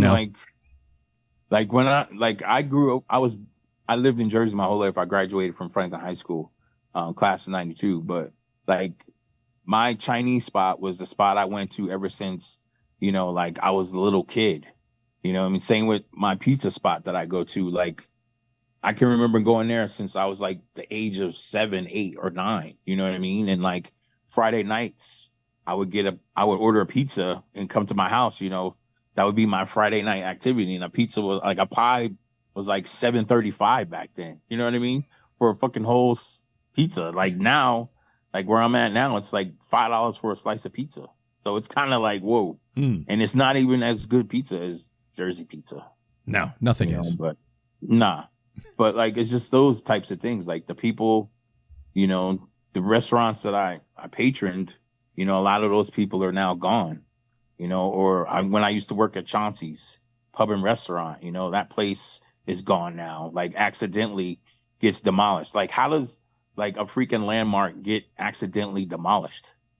You know, that doesn't make any sense whatsoever. But like that place is gone. Like it's really, that place is very poignant to us because like 3 of us worked or ate there, and then we also ran into meeting Matt Penfield, and we would have band meetings there. And like he's one of the first people that we actually met, and when we got offered to get signed to Central Media, like he happened to be there, and we told him about it. So like, you know, there's a lot of history from our band from Jersey that made us who we are, and we carry that with us everywhere we go. You know what I mean? We're very proud to be from Jersey. Even though we left for opportunities, but you know, Jersey will always be home.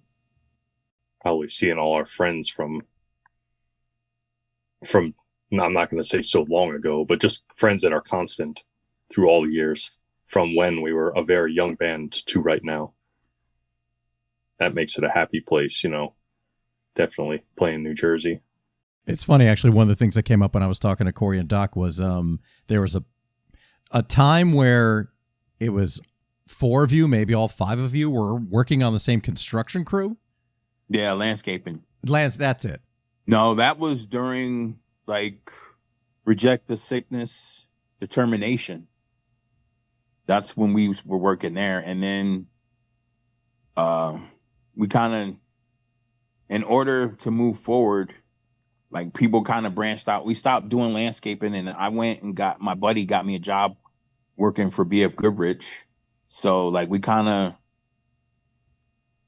like had to get different jobs just to invest money into, you know, the project. Cause we tried to get our own rehearsal space. You know, we really wanted to take it seriously, but like, you know, like we were trying, just coming up through the ranks, man, playing hardcore shows and things like that. And like everybody asked, like, how do we get signed? And then really, we didn't do anything but just focused on the music. And then the people that crossed our paths, like the guys who recorded the album, Steve Ebbets, who recorded Reject the Sickness, knew someone at Central Media.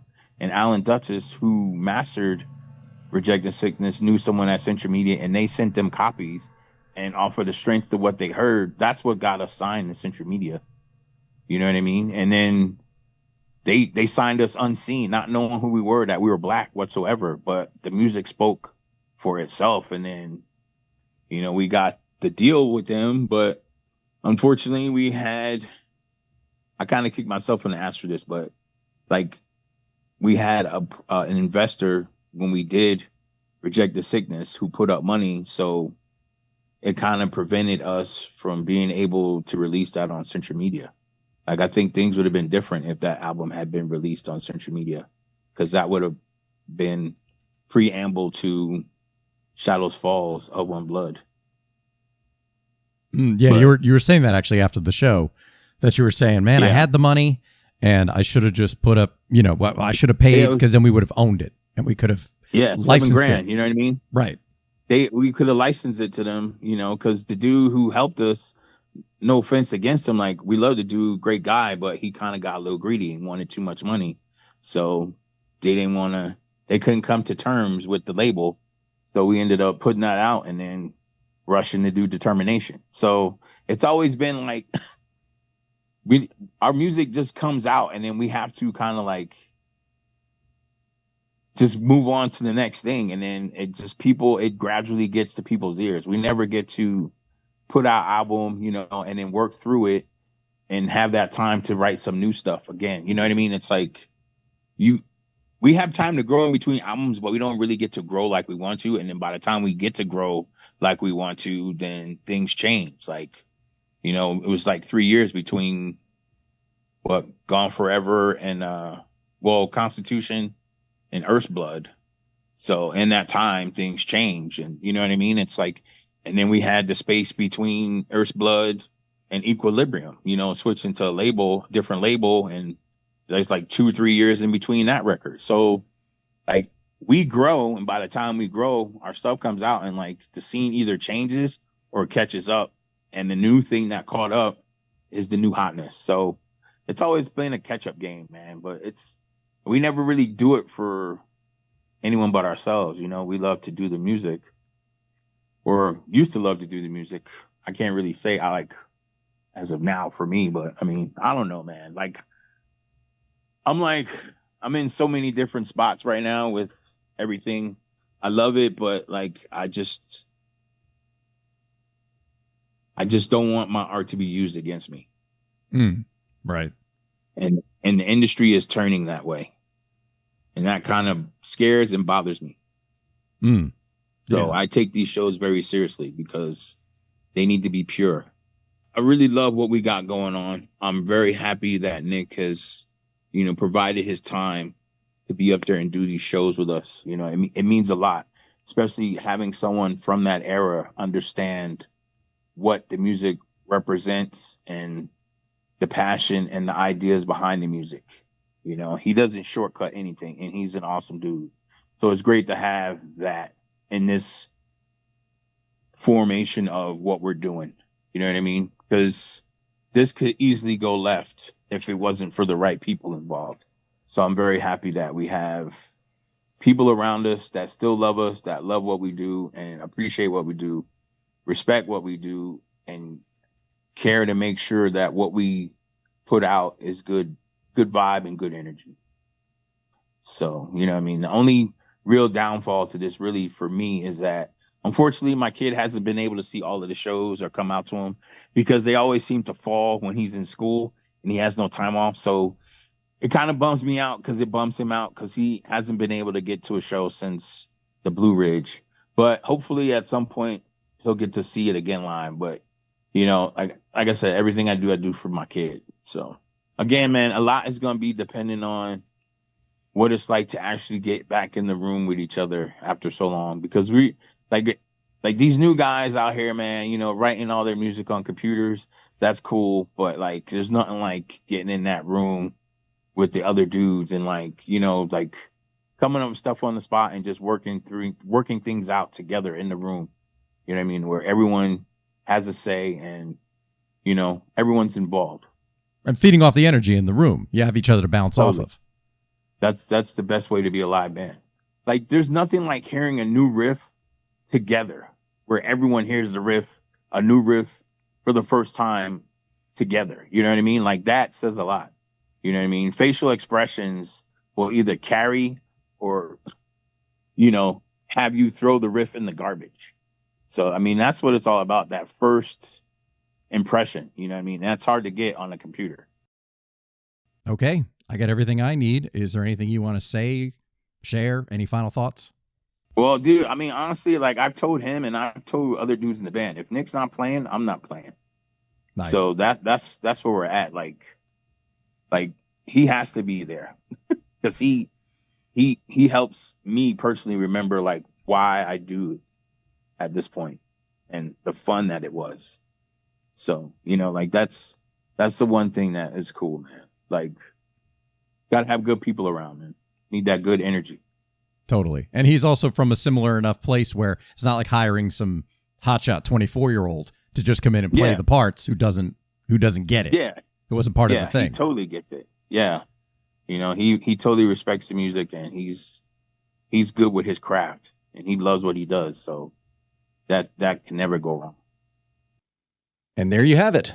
We've come to the end of the God Forbid special. And if hopefully you, before you listen to this, you already checked out the documentary. But again, if you haven't, link in the description, watch God Forbid 20 Years of Treason. Of course, you can follow Doc Coyle. Their social media links and the band's social media is in the description as well. So you can keep up with everything they're up to.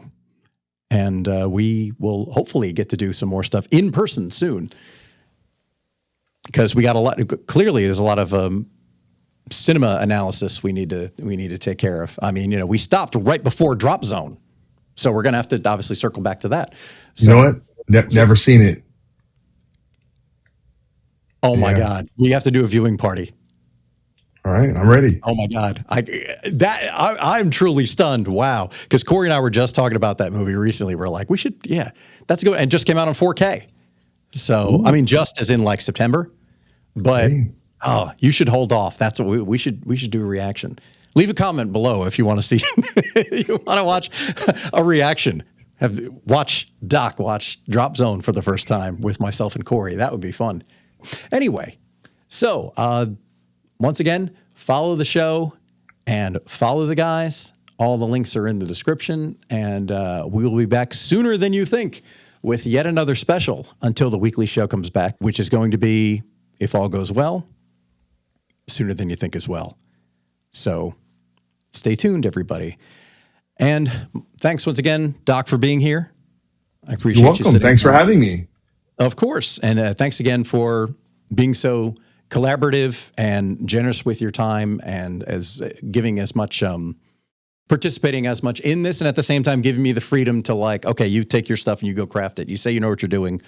Go put this thing together. So I appreciate the freedom to put this together, and for you to ultimately be happy with it. That's the best I could ask for.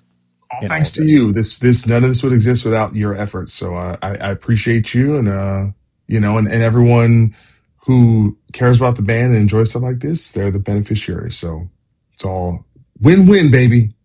That's right.